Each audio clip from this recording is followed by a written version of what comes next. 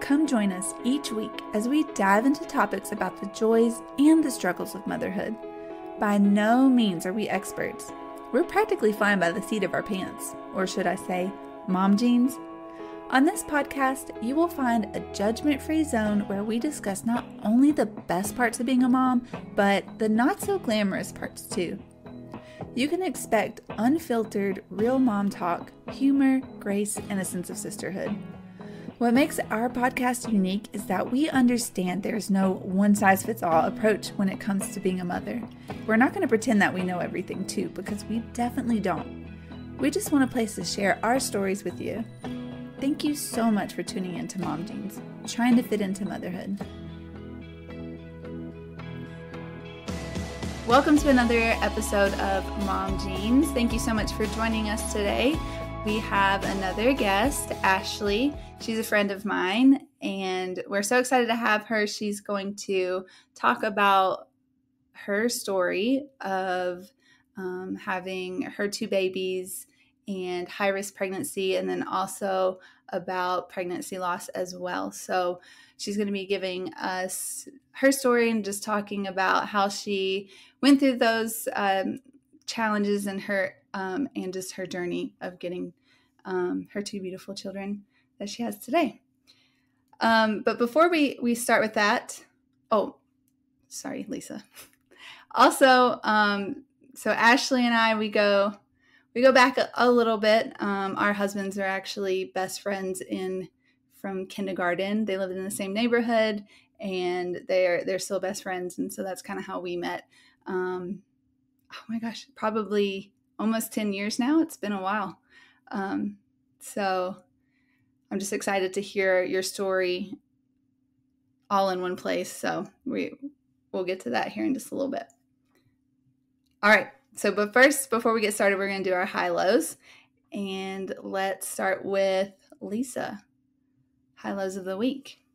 We went to an allergist for both girls because their eczema is really bad. And the doctor wanted us to just make sure that there wasn't any allergies driving the eczema. And we got down to the allergist and he immediately goes, "So it's really rare that allergies drive eczema." And I was like, "Oh, good. Okay. Glad we're here." So they did the allergy tests on them for environmental stuff and then also food. And they tested negative for everything. So that was really good. And, we went right away and got them peanut butter and yogurt and everything that they can have. So that was a high. That was a super, super exciting thing. And then another high of ours, which I'm really enjoying right now, is Hannah, who's 2.5. Cheers everything that you have the same as her. So she just got her first pair of Crocs, and I wear Crocs all of the time. And she goes and she like toe bumps me and she goes, "Cheers." I was like, okay. And so like if I have, a fork in my hand and she has a fork in her hand, cheers. So it's very cute. I really, really enjoying that. And so that's been really good. Yeah. And then lows, just the same normal stuff, the same, am I doing enough? Am I a good enough mom? Am I da da da da da? So Lisa, did the allergist give you any suggestions about the eczema, or did he really just say like, "I don't deal with this, but we can do a test anyway"? He was actually pretty incredible. He gave us a bunch of creams, half of which we already have used. But a new one. So we're going to try that on Aubrey's face, which is good because her face is really super dry. And then he also gave us his cell phone number and said, "Text me anytime you have a weird thing on them and you want to know if it's allergy related or if I can give you a suggestion." So that was good. And he also said he's a little bit concerned about how many infections they've both had, ear infections, that is. And he wants us to get a full blood draw to see if all their numbers, their panels come out clean, which, we're trying to decide whether that's a good move for us and whether we'll actually do that or not. So, yeah, he was awesome. We really liked him. That is the benefit of going to those big towns that have the specialists. Really enjoy that. So that's good. You at least got some answers. Totally. We're happy about it. We're glad we did it and we could rule those out. Leah, how was your week? My week was good. So I think Since our last episode, we moved into our new house. So that's super exciting. I'm just trying to make the goal of like 1 box a day, and then my goal is to be fully unpacked and have my gym set up by my birthday. So a couple more weeks until that comes around, and I think we'll make good progress. I actually did like 4 boxes today, so that was a super big win, getting everything in place there. Weston took his longest daycare nap ever today, so big win for everybody all around there, except the difference is that he was extremely energized when he came home from school, and I felt like I was sprinting at 100 miles per hour until the minute I put him down to bed. So I'm a little exhausted today from that, but and honestly, I don't think I really had a low this week. We had family here visiting, we had the new house. I mean, the weather was great. I think it was awesome. Just a really good week. That's a win for sure. And Weston does the same thing where he like after dinner he just runs constantly, like back and forth, and he's hyper and climbs everything. So I feel you on that. Hey, Tommy does the same thing. As soon as he eats dinner, he wants to play with toys and sprint in the backyard. Do zoomies. He does. We have to tell him to stop so he doesn't get bloat, but he loves to do his zoomies right after he eats. Oh, that's awesome. Well, Michaela, how was your week? My week was good.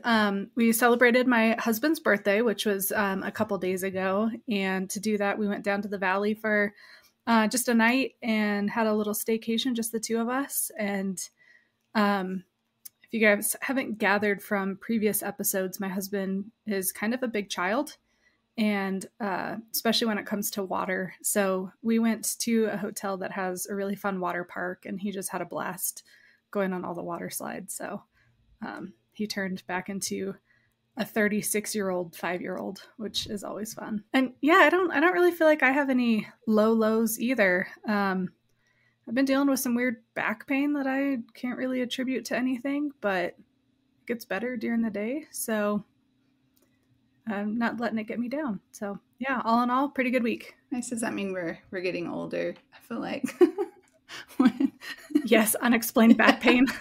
Yes. Oh, well, let's see. My week, Weston is finally starting to connect and like say words. Like he's making sounds you can tell that he's trying to say whatever it is. Like the other day I put bananas in the shopping cart.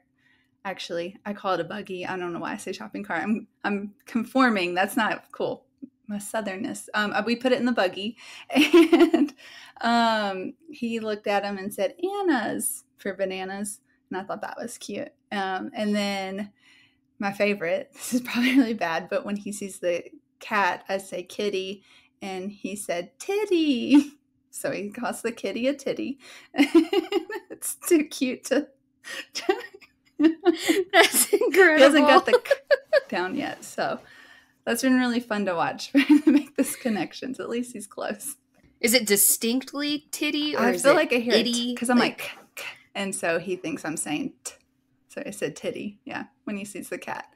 So guess there's worse things, but yeah, that's been really, really fun. But he's climbing everything, so I'm constantly moving. I'm really surprised how many steps I get in a day. I thought being a stay-at-home mom, I wouldn't get as much steps as I did as like working as a PE teacher. Not true. That's all false. Like we're constantly moving, and he's just on the go. So that's been really fun. Not really any lows. I did find out. I went to the doctor and they're going to have me start a medicated cycle. And I thought I was going to get the start this time around. But she wants me to have a pelvic exam before we do that, just to make sure everything's good, where I had a C-section and stuff. And so that means I'll have to wait another cycle. And I'm just like trying to be hopeful that it'll just happen naturally still. And it's just hard to like, when I get my hopes up, and then, so I'm just trying to like not have high expectations, which is sad to say, but it's just, I'm to that point to where it hasn't worked yet. So we're just gonna have to take the next step, and hopefully it'll work the first time. The doctor is like, it might not work the first time like it did last time, just so you know. It doesn't happen like that every time. So I'm just trying to prepare myself. yeah, for that. So I guess that was just a little bit of a low this week. But other than that, things are going great. Ashley, how about you? How was your week? My week's been good. So I have a 7-year-old daughter, so she's been off of school now for a couple weeks. We're kind of getting into our summer routine. I took my kids we go to Lifetime Gym, so I took them to the pool yesterday, and no meltdowns. It was actually a really fun outing, so I was very proud of myself, because usually I'm like, why did I do this to myself? And then, I don't know if I really have a low. I guess kind of like what Lisa said, just sometimes I get really frustrated at the end of the day, especially when I've worked and then I come home and my kids are crabby and I'm, picking up my house, and I'm just like, this is a lot. Like, motherhood's a lot. So, we have those moments where I get frustrated and then I immediately regret it. I'm like, I shouldn't have been like that, especially when my daughter's dragging her feet and I'm trying to get out and I'm like, you're going to make me late for work every single day. And it's not her fault, but, it's just easy to blame. So it's hard. But we're just doing the best we can day by day, and absolutely, they still love us, so it's not like we've completely went off, but it's just hard. So yeah. Ashley, what do you do for work? So I'm a nurse. I actually am a pediatric oncology nurse. So I've worked I graduated 2010, so I've been a nurse for 14 years. I went to ASU. 2010 was when the job market was non-existent. So I ended up moving to Dallas, Texas. I worked at the Children's Hospital out there, and that's actually where I met my husband. But he's from Flagstaff, so he did the exact same thing as me. We just both couldn't find jobs, ended up out there. So it was kind of an easy compromise. 2 years later, we're going to move back to Phoenix and get jobs. So I work at Phoenix Children's Hospital in the oncology clinic. So I'm doing like a 8 to 5. I work 3 days a week, so no weekends, no holidays. I did the inpatient nursing for almost 13 years, and I was just like, I am done with the 13-hour days, the long days, weekends away, holidays away. It was just hard. So it's a good balance. Still getting to do what I enjoy doing, but not the long hours. That's great. Yeah, that's awesome that you're able to have a nice work-life balance, like flow with that. You said something that reminded me of a funny story. It's a little off topic, but you met your husband in Dallas, right? Yeah. And it's been a long time since I've heard this story, but you and your friend swapped names, right? When y'all met. Yeah. I forgot who he was with, but yeah, y'all pretended to be each other. And then how did that work out when he... Well, so we we were single and going out, and we were like, 22, 23, and guys would come up to us all the time, and it was like creeper after like 35-year-old, just like, I'm not interested. And so we kind of came up with something after like 2 different encounters of people that night. And I'm like, you know what? We should come up with fake names in fake occupations and just totally run with this. Like, if somebody comes up and we're not getting a good vibe, we'll introduce ourselves as our fake name. And it was like, the first person introduces themselves, if they introduce as the fake name, we have to like commit, both of us. So we agreed. And then literally my husband's friend that he was with walks up to us, and my friend was like, hi, my name's Stephanie. And I was like, oh, we're doing this. And so I think I was like a dental hygienist. She was a teacher. We knew nothing about she was a nurse too. So it was just fun. But then I very quickly realized that, my now husband wasn't really a creeper like all these other guys. And so then we hadn't really ever talked about, well, what do we do if we do that? And then we realized that we need to like take it back. So I told him pretty quickly, like, hey, he totally understood, this is the situation. It's not really my name. That's not really what I do. And my friend and I went to the bathroom probably an hour and a half later, and she's like, how do I tell him? I'm like, oh, I told him like an hour and a half ago. So she's just been, playing off the game for like 2 hours. It was pretty funny. But then Tyler asked for my number. I told him my number, and he got it wrong. So then he was texting somebody, and I wasn't responding.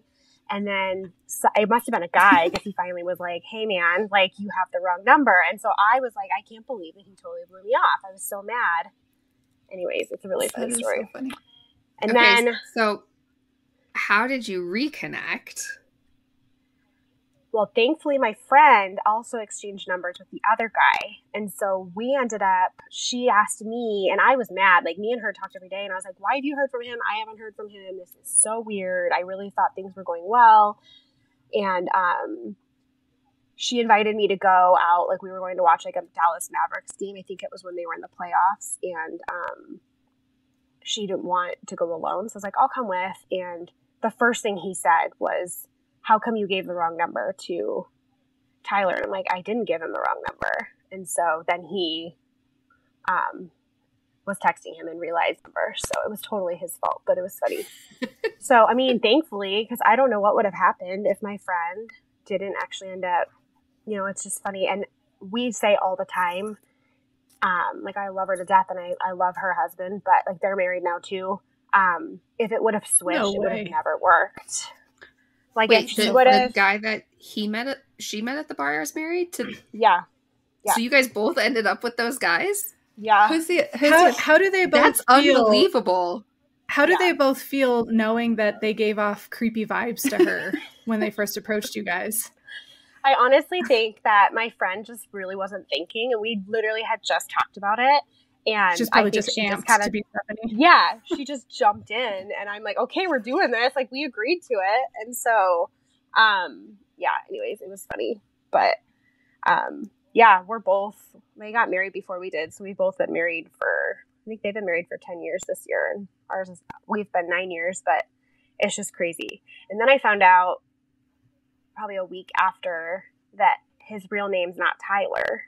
So then I was like, who's really telling the truth? I made him show me his driver's license.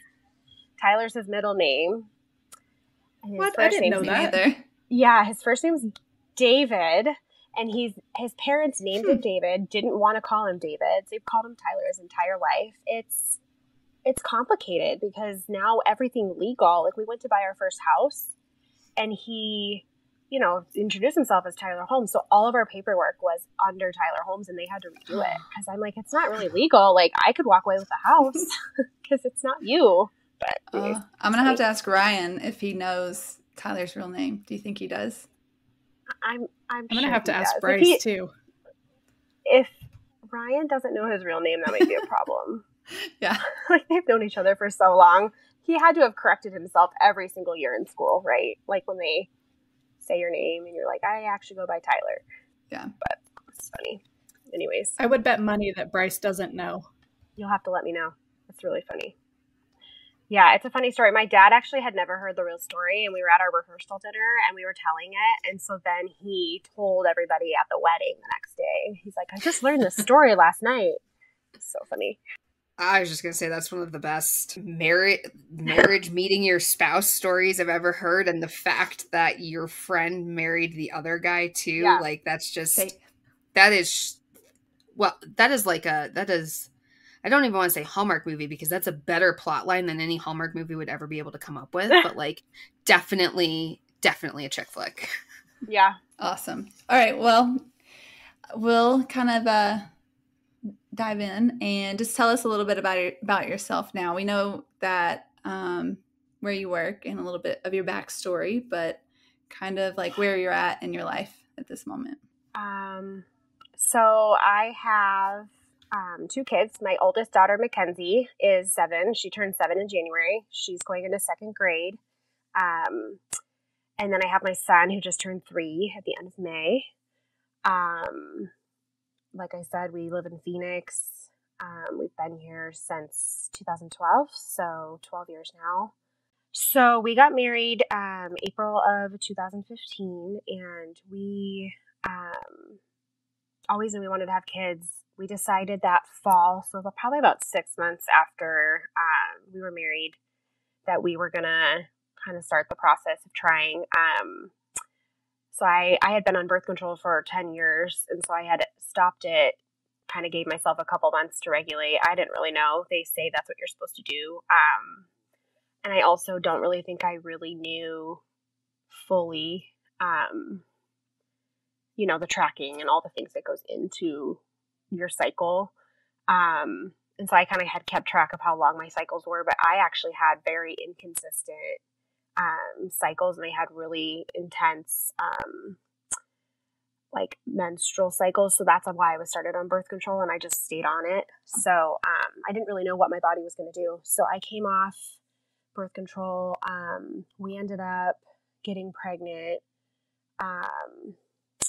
with my first pregnancy, January 2016. So, it was probably like 4 or 5 months after we had really started trying. And I called my OB office, made the 8-week appointment like anybody does, went to my 8-week appointment, and there was a gestational sac or yolk sac, but there was no embryo, and my uterus was measuring, I think like a little over 6 weeks, and I should have been 8 weeks pregnant. So my OB had said, let's have you come back in a week. You could have just been off on when you ovulated, when your cycle started. Some things can kind of be really fluctuated. So I, first pregnancy, kind of went into it. Yeah, I have no idea how this works. We went back a week later. Still no baby or embryo. I had the sac. I was measuring 7 weeks. So my uterus was growing. I had something there, but there was no baby, no heartbeat. And again, first pregnancy, I didn't really know when a heartbeat was supposed to be there. So my doctor had kind of said, like, we should be seeing a heartbeat by now. So they had me do the beta HCGs, where you get your level drawn and then you come back 48 hours later and the levels should be doubling or better. And in mind you, I'm like supposed to be pretty much 10 weeks pregnant at this point, according to when I had my last cycle. So my levels didn't double, but they didn't decrease. They pretty much stayed exactly the same. And so my doctor said that I was having what's called a blighted ovum. So it's basically the gestational sac is there, the yolk sac is there. So my body thinks that it's pregnant, but there's no baby that's growing, or the baby was absorbed into my uterine lining early on. And I, again, had no idea what that was. I immediately went to Google. So my doctor had kind of said, basically, this is a miscarriage. This baby's not, there's no viable pregnancy. So we decided to do Cytotec, which is the pills that they do. They actually use it for it's like the abortion pills, or like to basically make your body abort the pregnancy.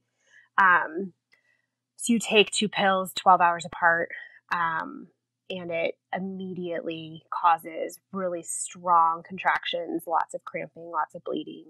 It's very, very uncomfortable. And it's very emotionally hard too, because you're dealing with having a miscarriage. My body wasn't recognizing that I was miscarrying the baby. And she said, you can continue to try to see if your body will naturally start releasing this pregnancy, but it's already been, pretty much 3 weeks at that point that the baby or the uterine lining wasn't growing and maintaining. So I ended up doing the Cytotec, did it. I probably had like 24 hours plus of bleeding and cramping. Went back to my OB office a couple days later. She did an ultrasound to check, and it looked like, she said it looked like a bomb went off in my uterus. So basically nothing really happened. It just kind of irritated all of that tissue. So all of that, and I still hadn't gotten rid of the pregnancy. So I ended up, she said, you can do another round, or you can go and have a D&C. And I said, I'm not doing that again. Again, it was obviously super emotional. And I just wanted it to be over. So I think I had my D&C a couple days later, woke up and I was like, okay, like I can finally start healing and kind of moving on from that. Ashley, did you have an option of the D&C the first time around? Yeah, I did. And I don't know why. I guess my biggest hesitation with doing it. Backtracking in college, I had an abnormal pap smear, and so I had what's called a LEAP procedure where they have to go in and like Oh yeah, I've had scrape. it.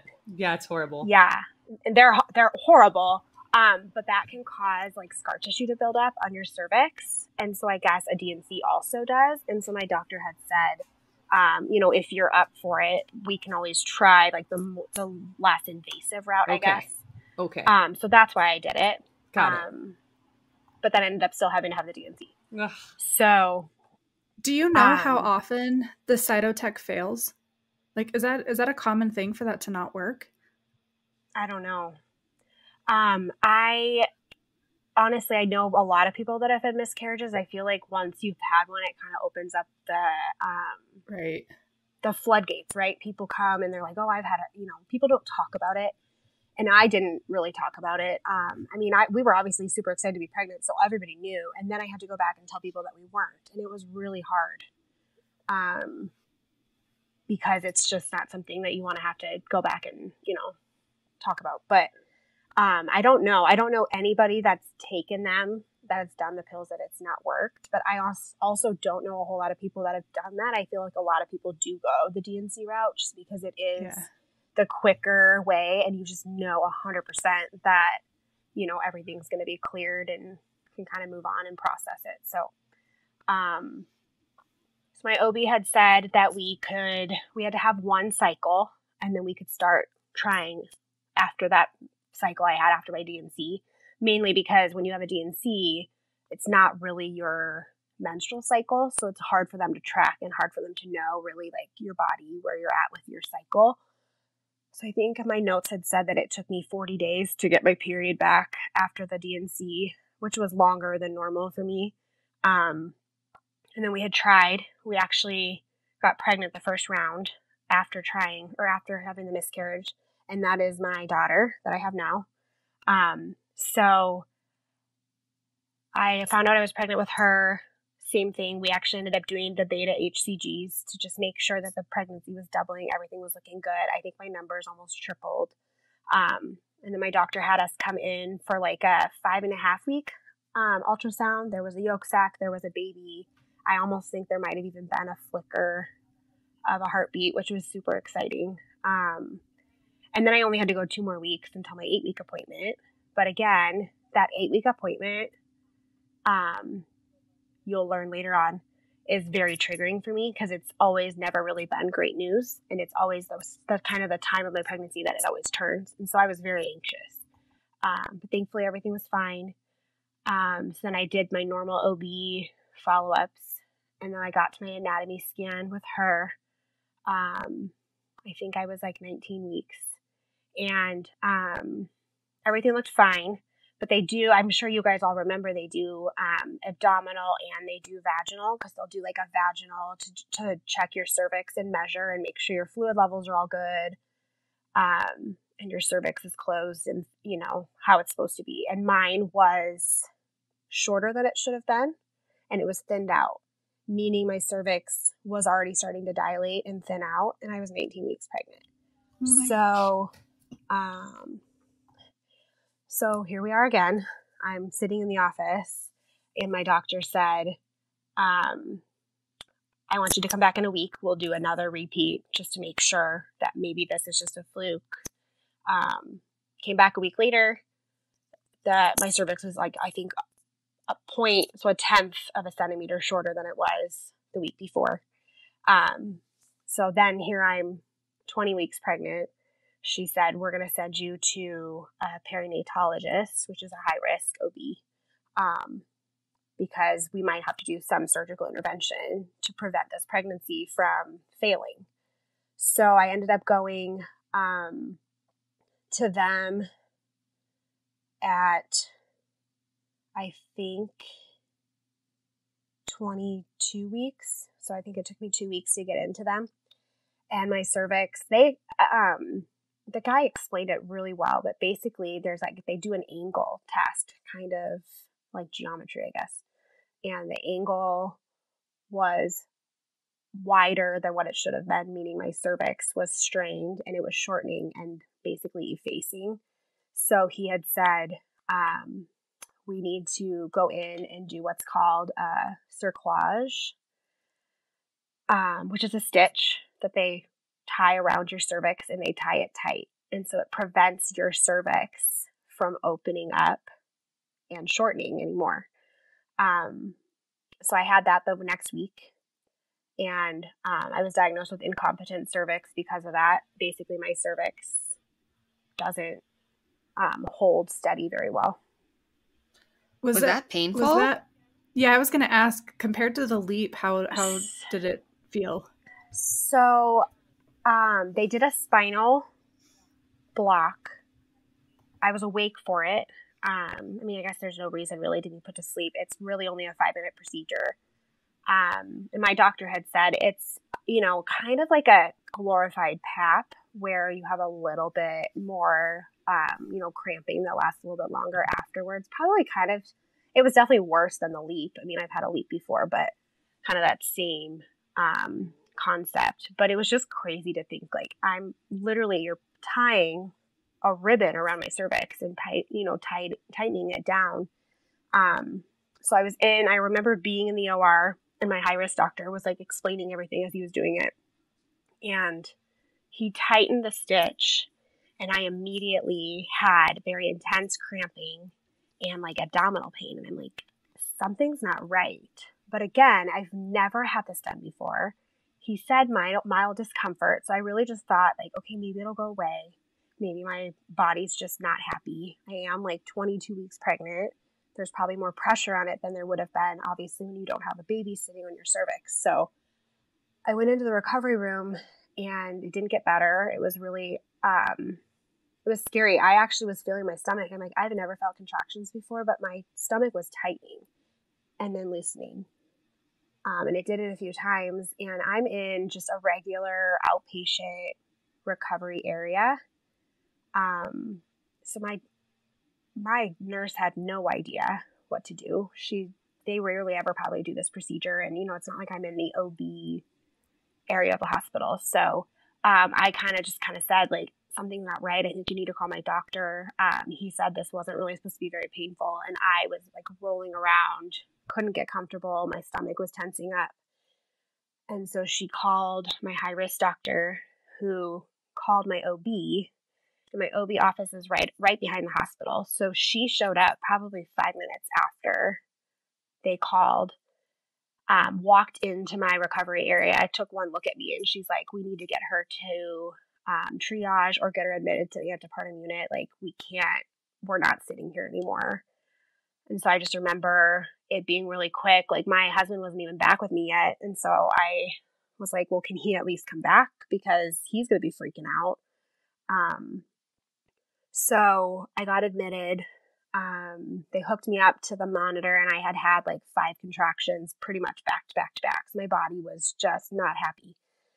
So they admitted me. I was started on magnesium, which I think somebody's talked about in previous episodes, but it's awful.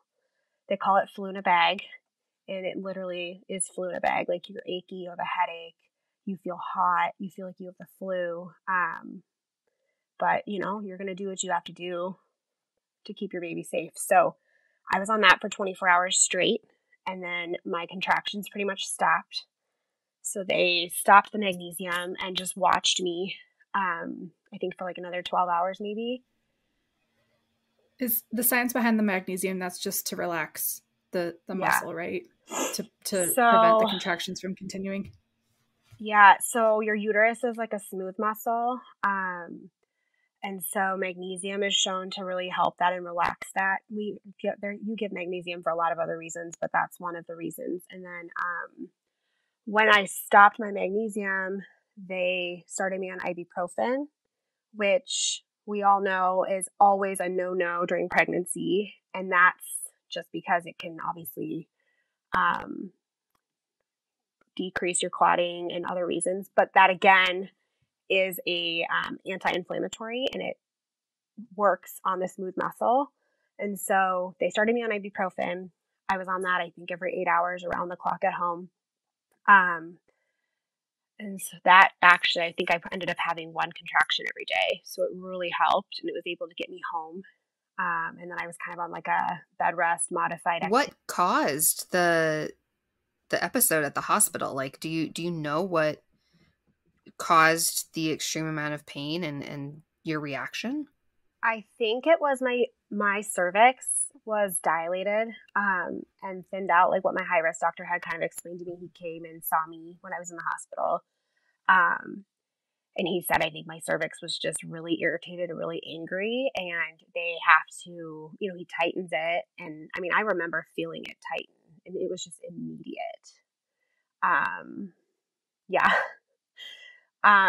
So, he kind of had said it happens. It's obviously a rare thing, but I think my cervix was just so irritated. And he was like, at this point in time, we just need to get these contractions to stop and get you to kind of your body to relax and hope that it will stop and I don't go into labor. Because here I am, 20, I think I was almost 23 weeks when I had my surgery, and they don't do the stitch placement after 24 weeks because the babies are viable. So if they're in there and they, are putting the stitch, I mean, they're right by your water, like your sac, right? So, I mean, if they're in there and they poke it and break your water, like you're having a baby. And so I think it was a really high risk thing. I mean, I really had not very much time to get it done.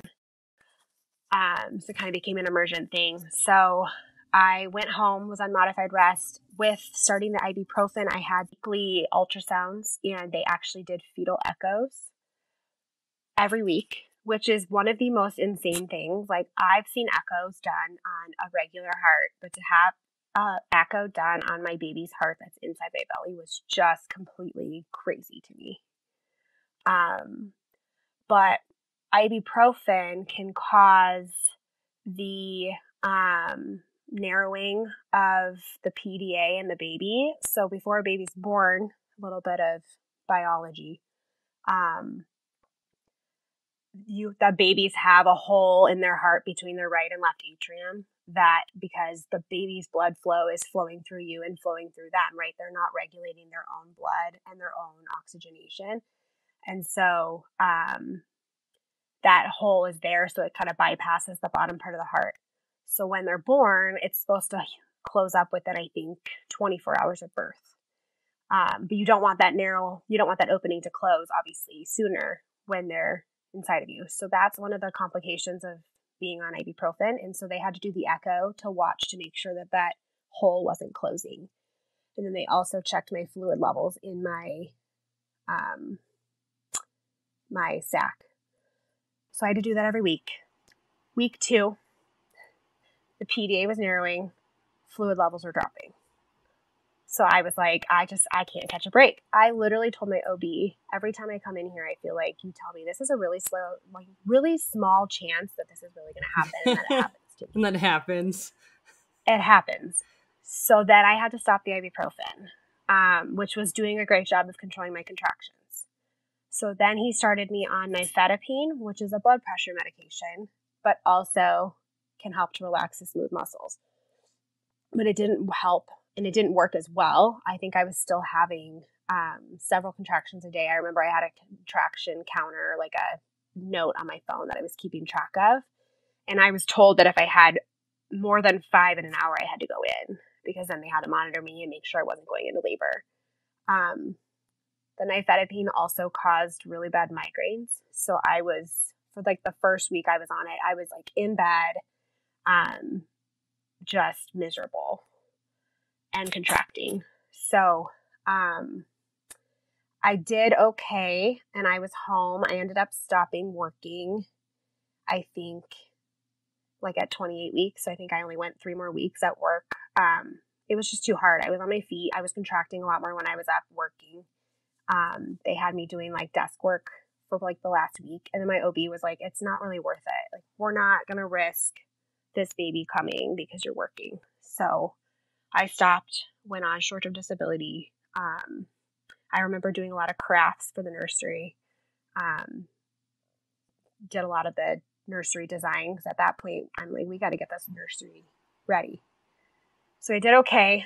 And then 31 weeks, I woke up and I was having a lot of cramping and a lot of increasing contractions again. So I went to the hospital. And I had had 5 contractions in an hour while I was in triage. So they gave me steroids to try to mature my daughter's lungs in this anticipation that I was going to be going into labor. So I did that. I was at triage for a couple hours. They've sent me home. I went back the next day, got the second dose of steroids. They monitored me. I don't think I had very many contractions while I was there. And then I followed up with my OB the next day, and she's like, I'm going to just check your cervix. I just want to see like if we've had any activity. And I was 1 centimeter. She couldn't tell how thin I was because I had the stitch. So there was no way to go past like the outside part. But here I end up buying myself another admission to the hospital. My high-risk doctor told me that I couldn't go beyond 2 centimeters with the stitch because it could cause a lot more problems. Yeah, I mean, it's holding it closed, right? So like if you're putting a lot of pressure and it's trying to dilate, it could. He was like, it could tear your cervix, and like then you're right. you're not going to be able to have any more babies. Can your water still break when it's stitched? Yeah. Okay. Yeah, because it's still opened. I mean, it's not fully closed. It's just holding it tight so that it's not just going to be able to open and thin out on its own. So I ended up starting another dose of magnesium. I was like, this is awful. Like I knew what I was getting myself into that time. But it's not fun. So I got admitted for magnesium. They monitored me. I think I was actually on the magnesium for 36 hours that time, just kind of continuous. Yeah. And then they stopped it. I don't honestly even know if they can do it longer than that. I have another question. I don't know if you can answer this, but with all the medications that you were on, the ibuprofen, the high blood pressure medication, is there ever a situation where they would just prescribe you low dose magnesium, or in that situation, is it not strong enough? Like a magnesium supplement? Yeah, I don't think it's strong enough. I think that they probably would have if it really would have helped, but I mean, this is super strong. I mean, I think it's like probably 20 grams, I think, per bag. And I think, 20 grams, which would be like 20,000 milligrams. And I think like a magnesium tablet's like 200 milligrams. So you're getting a lot higher dose. And I had a lot of bags that they kept switching out. So I was on that, I think, for about 36 hours. And then I remember I think I had stopped magnesium. I was back on the nifedipine. They're like, let's just monitor you and see if your contractions, because my contractions had stopped on the magnesium. Let's see, make sure that they stop and they don't come back.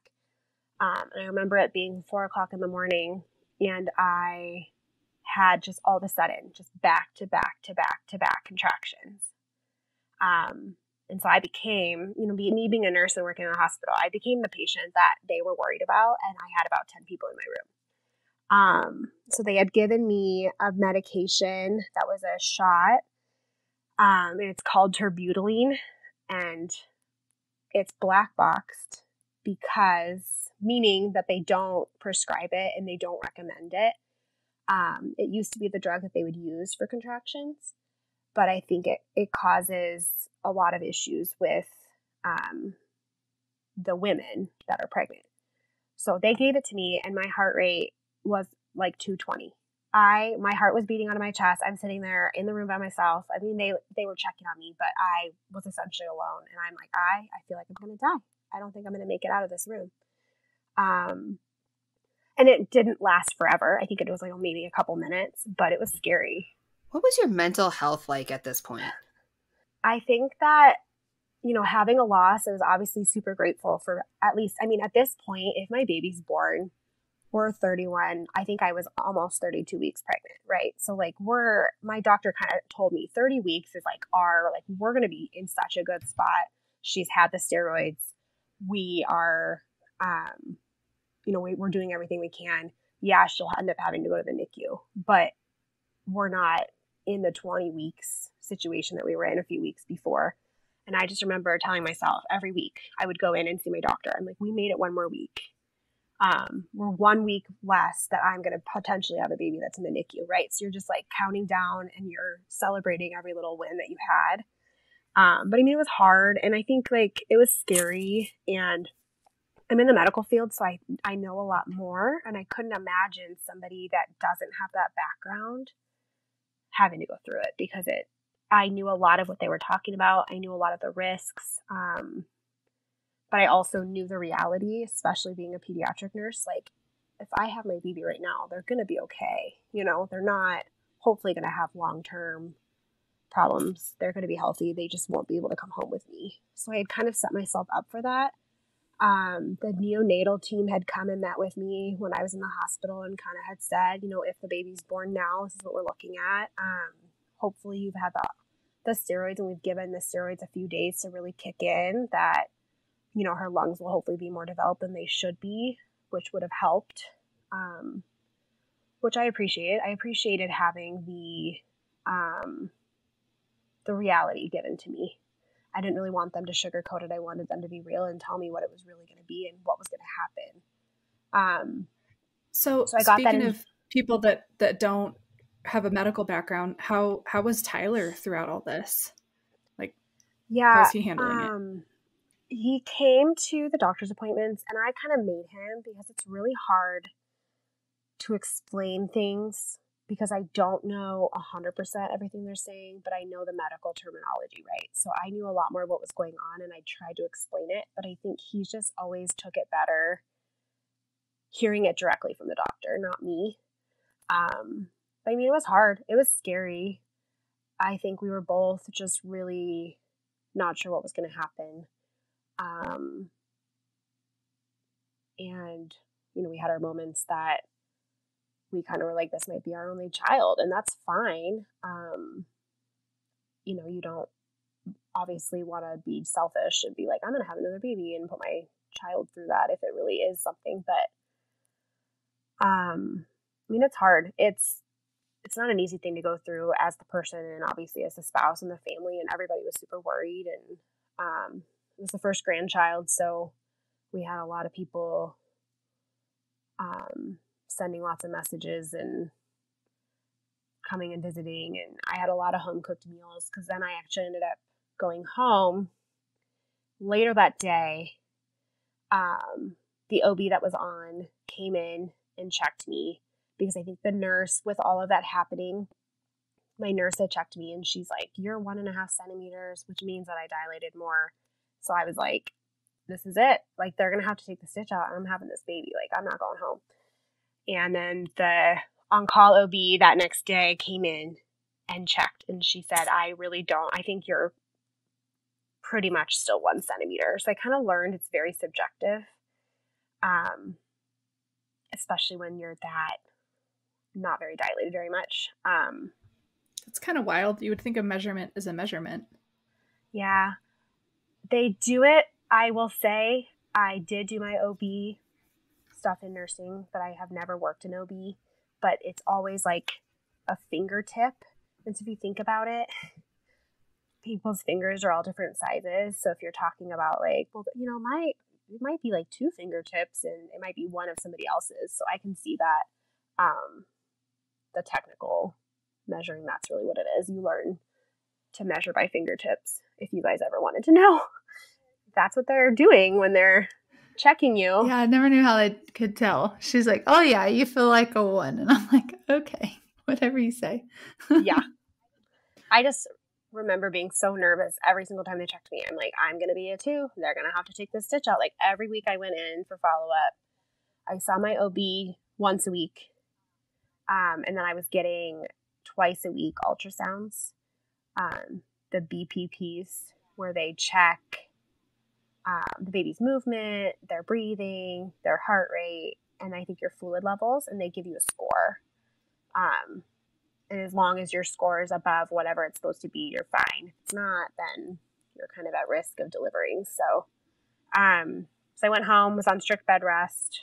This was... Were you were still on the high blood pressure medication during this time? Yeah. Yeah, so ibuprofen, if I would have still been on it, they have to stop it at 32 weeks, because I guess it doesn't work as well at that point when the baby's that big. And I think there's just more risks to it. And then also, you don't really want to be on a blood thinner when you're getting closer to delivery. So I was on the nifedipine up until I delivered. So a few weeks goes by, everything was going good. Having a few contractions here and there, but I never had to go back to triage. I just had my weekly appointments. And then I was scheduled to have my cerclage removed at 36 weeks because they remove it. And then they essentially want your body to then, at that point, naturally go into labor. My OB had said usually 50% of the people will have the baby within a week.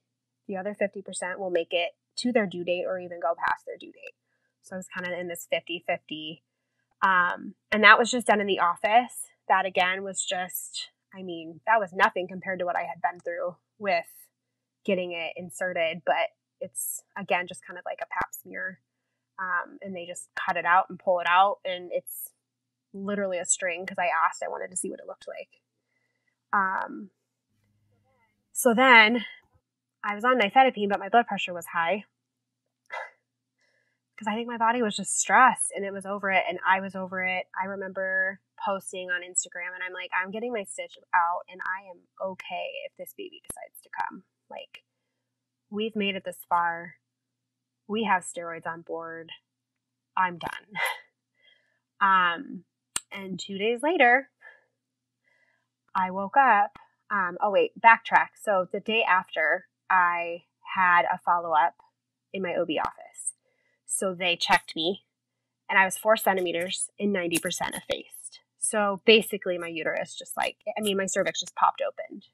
That stitch was holding it, and the stitch was removed. And so the doctor was like, I don't think you're going to make it a couple more days. But my blood pressure had been high. So he said, if you do make it to 37 weeks, we need to induce you because your body's just been through so much. I don't want it to cause more issues after delivery. So here we were, okay, if we make it 6 more days, we're going to have this baby or it's going to come sooner than that.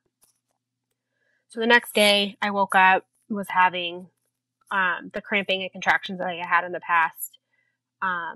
Called triage. Obviously, they tell me to go in. I go in, and I think I was 5 centimeters. And I was having not consistent contractions.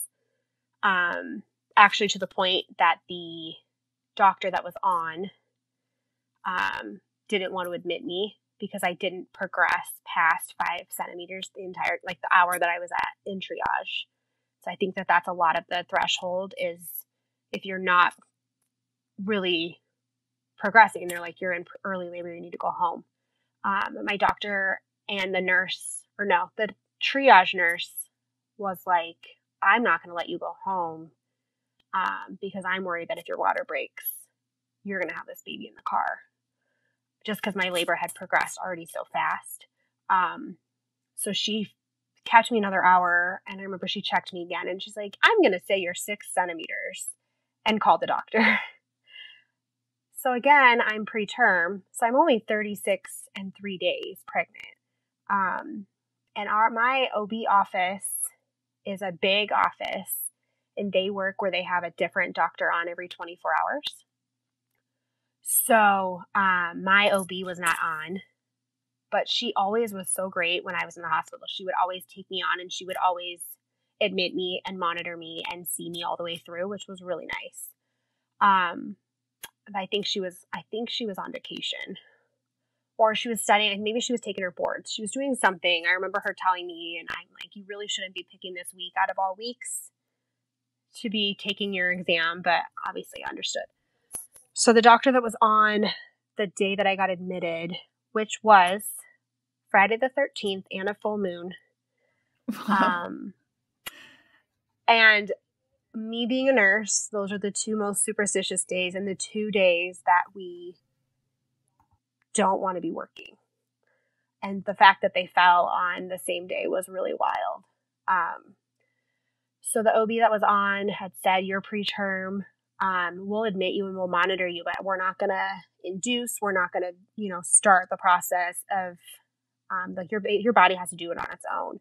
And so I remember like lunging and squatting. I was walking the halls. I had been on bed rest for 5 weeks, and I was cleared at 36 weeks that I didn't have to be on the activity restrictions. I was like, I'm doing whatever I can to progress this labor. So I think the next morning, I remember I had a ton of contractions overnight. I was really uncomfortable, couldn't sleep. I had asked at one point, like, can I get an epidural? Because I really just want to be able to sleep. If this is going to progress and turn into me going into labor, I would love to have the sleep. And the doctor that was on, the same one, had said, if you don't progress any further than what you are, we're going to transfer you to antepartum because you're preterm. And she's like, and you can't have an epidural in antepartum. And I remember being like, but if I'm in enough pain and I'm uncomfortable enough that I'm asking for it, maybe I really am in labor.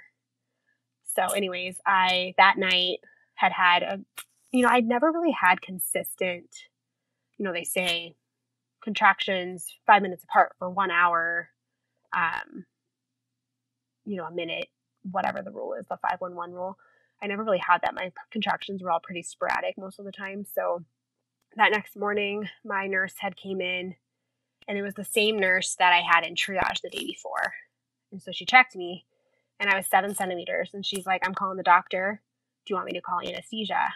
She's like, you're at the point that they're not going to transfer you. Like, you're in active labor at this point. And so I said, yes. So anesthesia came, gave me the epidural. And I had been contracting since I was 23 weeks pregnant. So for 13 weeks, I was having inconsistent but consistent contractions for, essentially 3 months. I was done. So the doctor that was on that next day came in, and he's like, we're having a baby today. And I just remember both me and my husband were like, we like this matter of fact, precise, like, let's get this show on the road and let's make this happen. And so he had planned on breaking my water, but he had a C-section that he had to do. So he's like, I'm not going to do it until I know the C-section's done, because I know you're going to progress fast and I don't want to be stuck in the OR. So I don't even remember. I remember it was probably maybe 2:30. He broke my water, and I 40 minutes later progressed to the point that I was able to start pushing. And then my daughter came out like 3 pushes later. Wow. She was ready. 3 and done. That's nice. Yeah. So I know. I mean, after everything I had that first pregnancy, it was really nice to know that once my body was able to do what it wanted to do essentially the entire time, like, it was pretty quick. But she was 4 pounds 9 ounces, so tiny. And I remember thinking, okay, I'm 36 and a half weeks, right? I'm still technically preterm. Are they going to let me take this baby home, or is she going to have to stay? And it kind of came down to the pediatrician that came and saw us. My blood pressure was still high. So thankfully I was able to stay in the hospital an extra day after I had her. Because if I would have been discharged home the next day, she wouldn't have come home with me. The doctor made that really clear. She wasn't eating. She wasn't latching. She was just so small. So I was trying to supplement with formula. I was just trying to get her to eat. I was syringe feeding her, drops, whatever I could get her to eat. And I remember just like I was so excited when it'd be like 5 mLs. Look I'm feeding her. She's eating. We can do this. And the doctor that let us go home and discharged us 2 days after I had her had said to me, like, you're a pediatric nurse. I know you're not going to starve her. Like, if she struggles, you're going to bring her back. And I said, yeah, I mean, if I have to put a tube down her to feed her, I'll do whatever I have to do. I just didn't want her to be at the hospital. So thankfully we came home. I exclusively pumped for the first 10, 11 weeks. She just really couldn't figure it out. And then it was just like a light switch clicked on one day. Because we did practicing. I had lactation come to the house. We did all the things, all the tricks that she told us. And she just figured it out one day. So we were able to do kind of both combination. So I think 2 weeks after I got her to start breastfeeding, I went back to work. So then it was kind of a blessing in disguise, because she was able to take a bottle and I didn't have to worry about that. because I know that can be a big stress. I know a lot of friends that have really struggled with kids that, don't take a bottle. They breastfeed the entire time their mom's off, and then it's a big stressor to try to do that transition and go back to work. So at least we didn't have that issue. So that's my daughter. She came in guns blazing, and she's my Sour Patch Kid. She's still such a strong personality, and she's a fighter, and I can see now just like how strong she is and how she was able to just kind of push through and get us through it. And she's here. So it's great. So that's my first pregnancy, or my second, I guess. That's amazing. Yeah. That's amazing. That's such a, like, man, I'm like excited for you. What an adventure. It was an adventure. And then the thought of, are we going to do this again? Came up.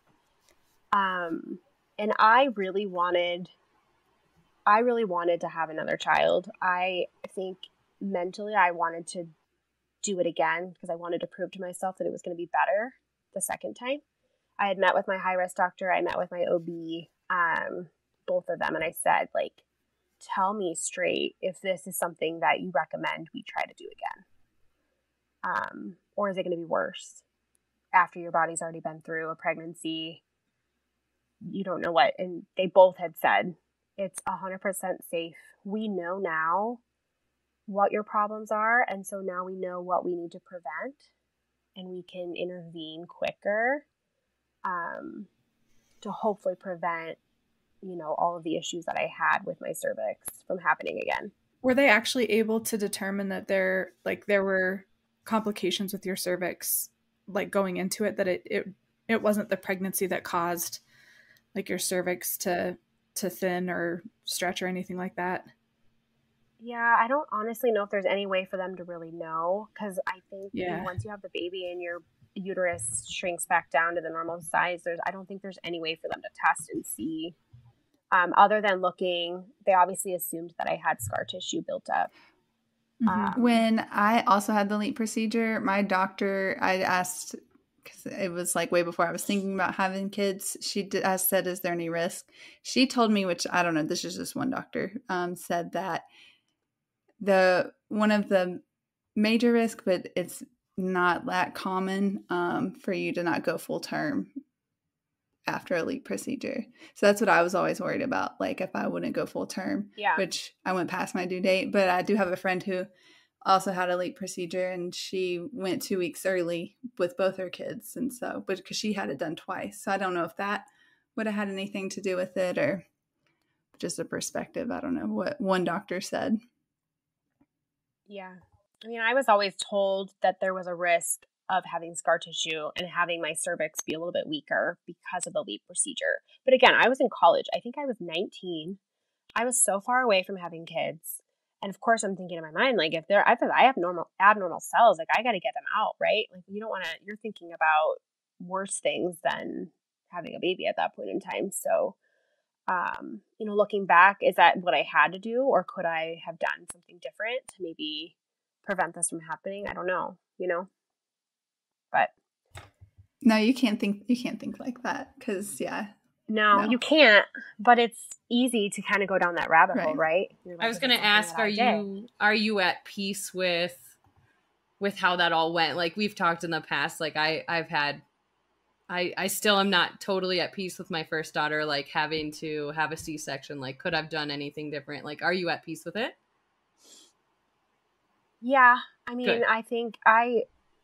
I think I still definitely have a little bit of trauma from that. I remember just, you're always going to worry, and you're always going to, is it something that I did? Did I cause this? But I mean, honestly, my daughter is 100% healthy, and there's nothing wrong. And she was small, and she's still small. I mean, she's 12th percentile, and she's just rocking it, and she's on her own growth chart, and her doctor's never been concerned. Emotionally, she's totally fine. She was only born a couple weeks early, and you think about babies that are born super early, that's still, have a completely normal, healthy life. So it just makes you like really be grateful that modern medicine and doctors that are so smart and know. And my OB, we moved about 30 minutes away from where we were living when I got pregnant with my daughter, and I stayed with the same OB. I'm like, I'm not moving to anybody different. She knows me. She's just such an amazing person. The fact that she came and saw me every time I was in the hospital, she wasn't on call. She had 2 boys of her own. Like, she had a life outside of being a doctor. It's just like a testament. And we're not having any more kids, but if we ever did decide to have any more, I mean, I would, if she ever left and wasn't here, I'd be like, nope, I don't trust anybody else. Between her and my high risk doctor, they just worked so well together, and I trusted them, and I knew that what they told me, I never doubted it. That is so awesome to hear, with how much we talk about how much we doubt our doctors. Yeah. It is so, so great to hear the other side of that, where you found some people that you're like, 100% trust you with my life. This is amazing. Yeah. Very cool. Yeah. I mean, I guess it's the perks of living in a big city, but the problem with that too is there's so many doctors, right? And you get recommendations, and all the people that I had been recommended weren't covered by my insurance. And so then I kind of just went in blind. And I found this doctor's office, and I had, scheduled like a annual exam with a doctor and and then I found out that it was a male, and I freaked out. I was like, I don't know. I just have always been kind of weirded out by like male OBs. It just wasn't my thing. So I called back, and I'm like, I'm really sorry, but can I request a female doctor? And they scheduled me with this doctor who's now my OB. So it's just like, it kind of worked out. The doctor that I actually switched from is the doctor that actually delivered my daughter. So it's just funny, full circle. Like, he was really cool and very matter of fact. We had a football game on the TV, and he's like, this is the place to be. Like, he was just very cool. And my husband loved him because he was very matter of fact. I need the emotions. Like, I need a doctor that's going to be like, I feel you. I'm going to sit here with you and cry with you and do all the things and give you the time that you need. And he's like, I just want you to tell me straight and then get out, So it was funny, the perspective. The doctor that delivered my daughter was fine, but he wasn't, the one that I would have preferred to be seeing every time. But my husband really liked him, so it was just funny. But so fast forward, we actually, I think, Danielle, were going to your guys' wedding. So traveling on our East Coast trip, remember? We did like the 10-day trip up the East Coast, went to your guys' wedding, and went all the way up to Maine. And I remember we had talked, like, when we get back from this trip, let's start trying to have another baby. So it's just funny. That's like my mental timeline in my head. Like, it started. How old was your daughter at this point? She was 18 months. Okay. So in my mind, I always wanted to have 2 kids. I always wanted my kids to be 2 years apart. I didn't care if it was a girl, boy, girl. I didn't really care, but that was just always in my head my entire life. I'm going to have 2 kids. They're going to be 2 years apart. We're going to be done, and that's going to be it. So that was what I was, of course, planning on. So we had a toddler. So we all know just that you can't plan your life as well as you can plan before you have kids. Especially when you have a toddler running around the house, and the unpredictability. Our daughter was a terrible sleeper, so we spent many a night in her room and not on her own. So it took us 9 months to get pregnant after my daughter. And again, I was considered high risk at this point. So I did the beta HCGs 48 hours apart. My levels had tripled. Everything looked great. Had an ultrasound at 6 weeks. Saw the heartbeat. Things were great. My doctor said, I'll see you in 2 weeks for your 8-week appointment. Show up at my 8-week appointment. No heartbeat. So I'm like, I just tried for 9 months. Again, 8-week appointment. I'm going into that appointment. And I will tell you, I had suggested after this point, like, OB offices need to have a separate waiting room for women that are not pregnant. And I'm sure, like, I mean, anybody that's gone through infertility, like going to a doctor's office and seeing all those women that are like have these big baby bumps and they're waiting in the waiting room, and you're sitting here like, I am literally losing a baby right now. It's just really, that's like my one suggestion that I could have ever suggested to them, and they would never do it, but it's hard. So anyways, I'm at my 8-week appointment. There's no heartbeat. So my doctor did the ultrasound, and she said, when I knew, like I was watching the ultrasound machine, and I knew the second that, because we had seen a heartbeat 2 weeks ago. I had been through this a couple times before. I knew as soon as she did the ultrasound and put, the wand in, that there was no heartbeat. And so she says, I don't see a heartbeat, but this machine is the bedside one. It's not as accurate. I want to send you to an actual ultrasound room and have them confirm. So I get dressed, go into the ultrasound room. They do the ultrasound, same thing. The ultrasound tech can't tell me because they're not allowed to, because they're not a medical doctor. But I knew it. So she's like, I'll walk you back to your exam room. I'll let you get changed. I get changed, go back to my exam room, and my doctor's like, I'm so sorry. And I remember just losing it. Like, I broke down, and I'm like, I can't believe this is happening. And she's like, again, like I said, she's a saint. She sat there with me and just let me cry. And she's like, I'm really sorry. I wish that I had better news for you.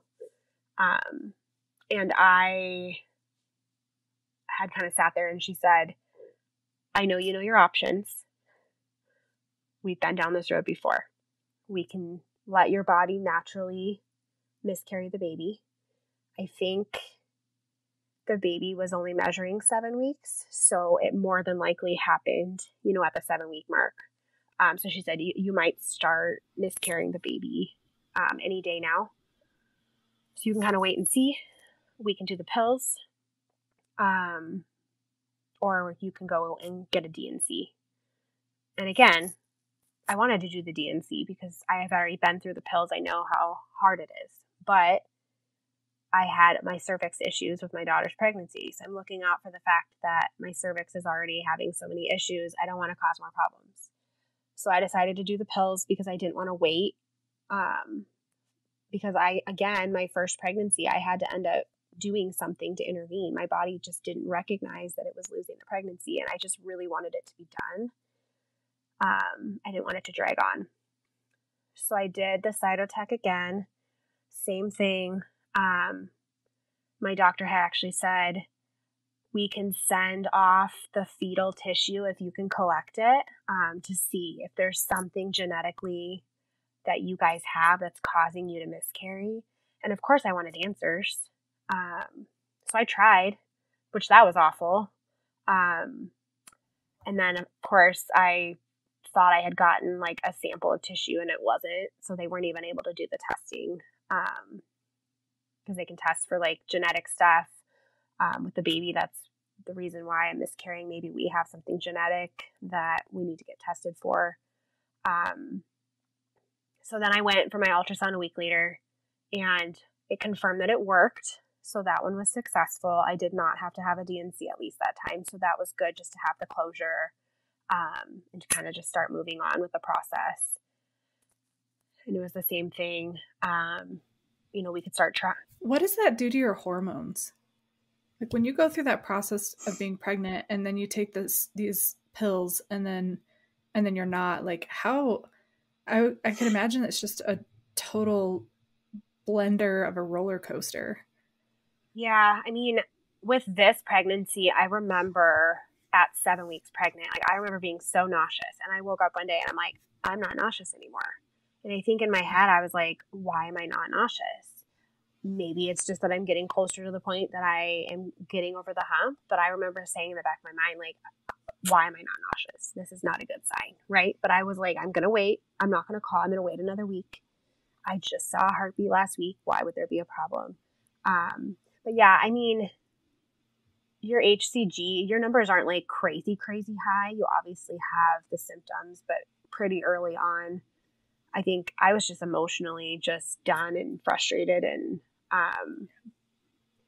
yeah, I mean, it's a roller coaster because it's like you want to be pregnant and you are, and then you're not. And then your body has to heal from that. And you have to be able to move on and process and all of that. So it was the same thing. We could start trying again after a cycle. We kind of went through the motions, and I remember it was right around Christmas. I had gotten what I thought was a period. So this was 9 months later. So this has already been a year and a half of us from trying. And how like emotional, like toll did that take on you? Yeah.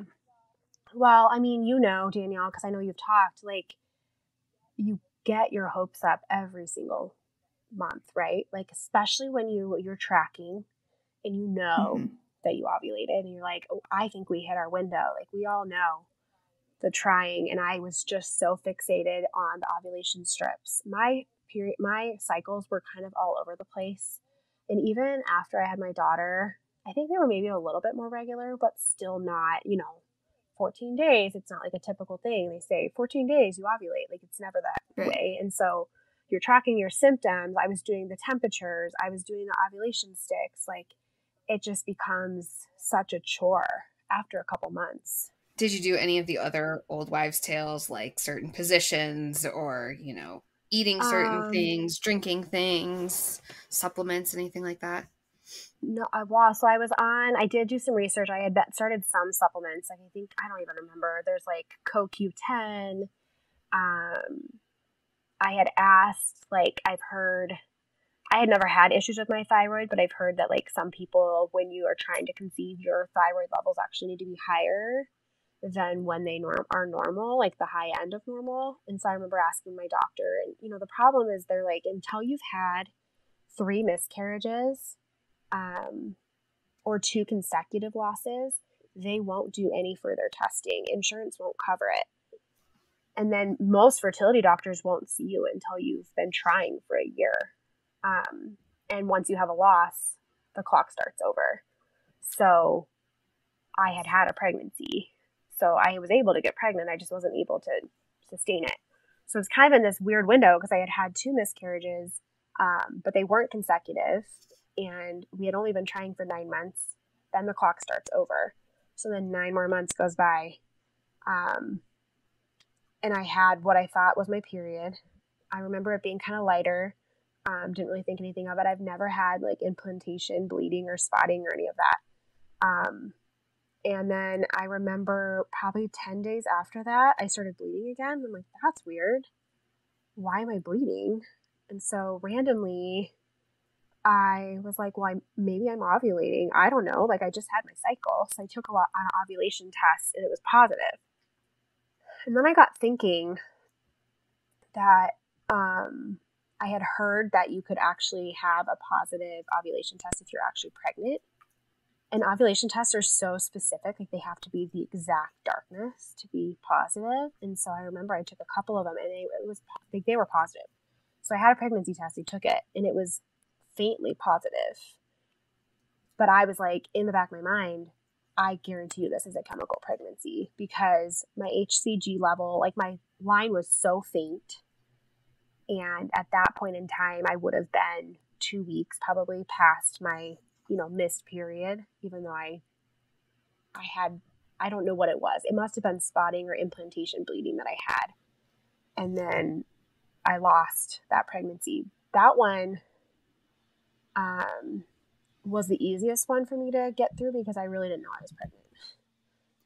I thought that I had What had is a chemical pregnancy? So it's kind of basically your body, you lose the pregnancy like 3 weeks. I mean, the baby just doesn't really implant. So it's like it implants, but doesn't fully implant.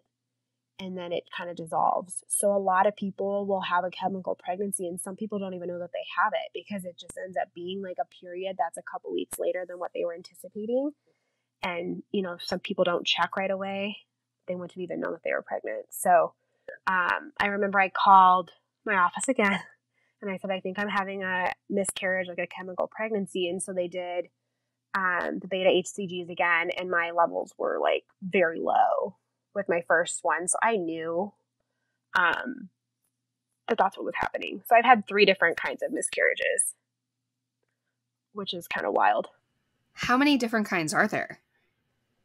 Well, that might be all 3. I don't really know. Okay. That's I mean, wild. obviously they have miscarriages, like late miscarriages, right? So they have ones that happen a lot further into your pregnancy.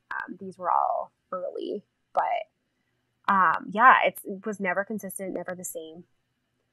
So now I've had my 3 miscarriages and my 2 consecutive. So then I was able to go and get like my hormone levels checked, insurance finally approved, getting my hormone levels checked. I had the full genetic panel drawn, and they ended up sending me to a fertility doctor at that point because I had just lots of different things happening. So you had mentioned your thyroid. When they checked your hormones, did they check your thyroid and notice anything that was off there? So my thyroid level was fine. I had been following a lot of people that had infertility issues, especially like just social media. You find all sorts of different people when you're kind of in that community.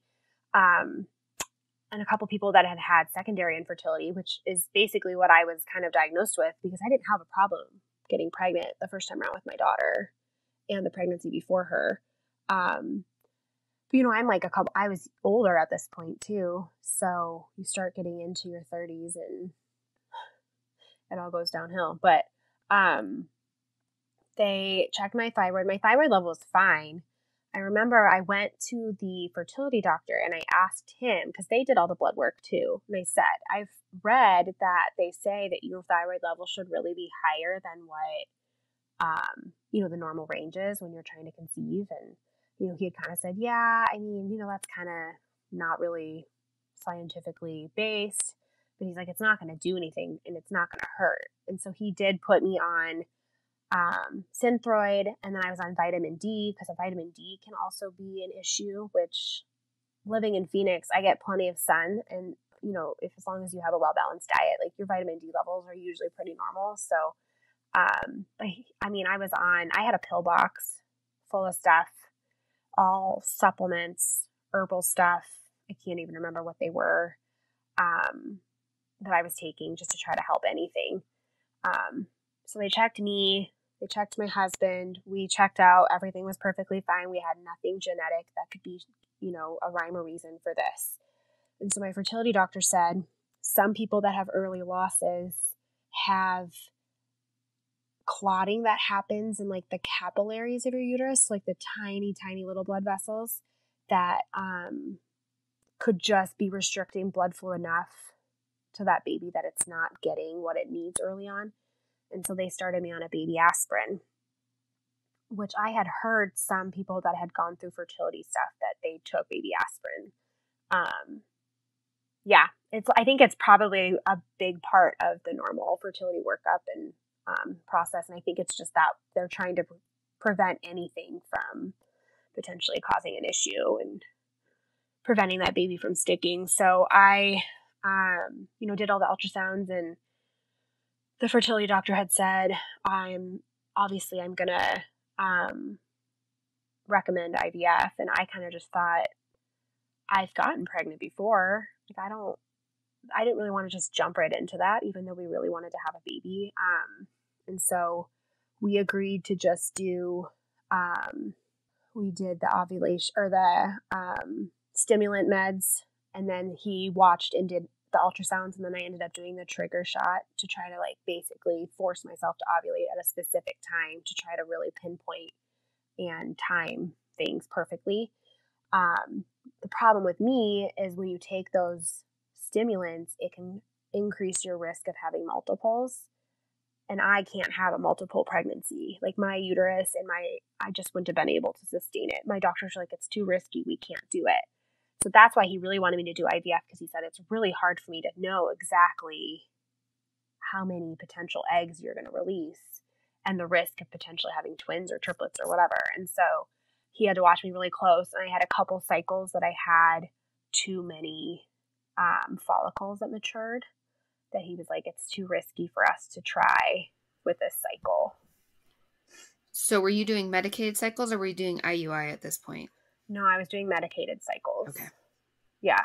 Our next step was going to be IUI, but we really just wanted to try the medicated cycles just to see if we could somehow just get my body to regulate. And then with all the supplements and all the extra ultrasounds and watching, maybe, we were like, maybe the baby aspirin will help. Like once I get pregnant, maybe that'll keep me from miscarrying. So I had done Clomid to begin with.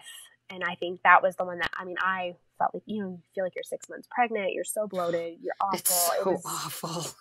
And I had a ton of follicles with those 2 cycles. And so he ended up switching me to Femara because he's like, you're responding too well to Clomid and I can't go down on your dose.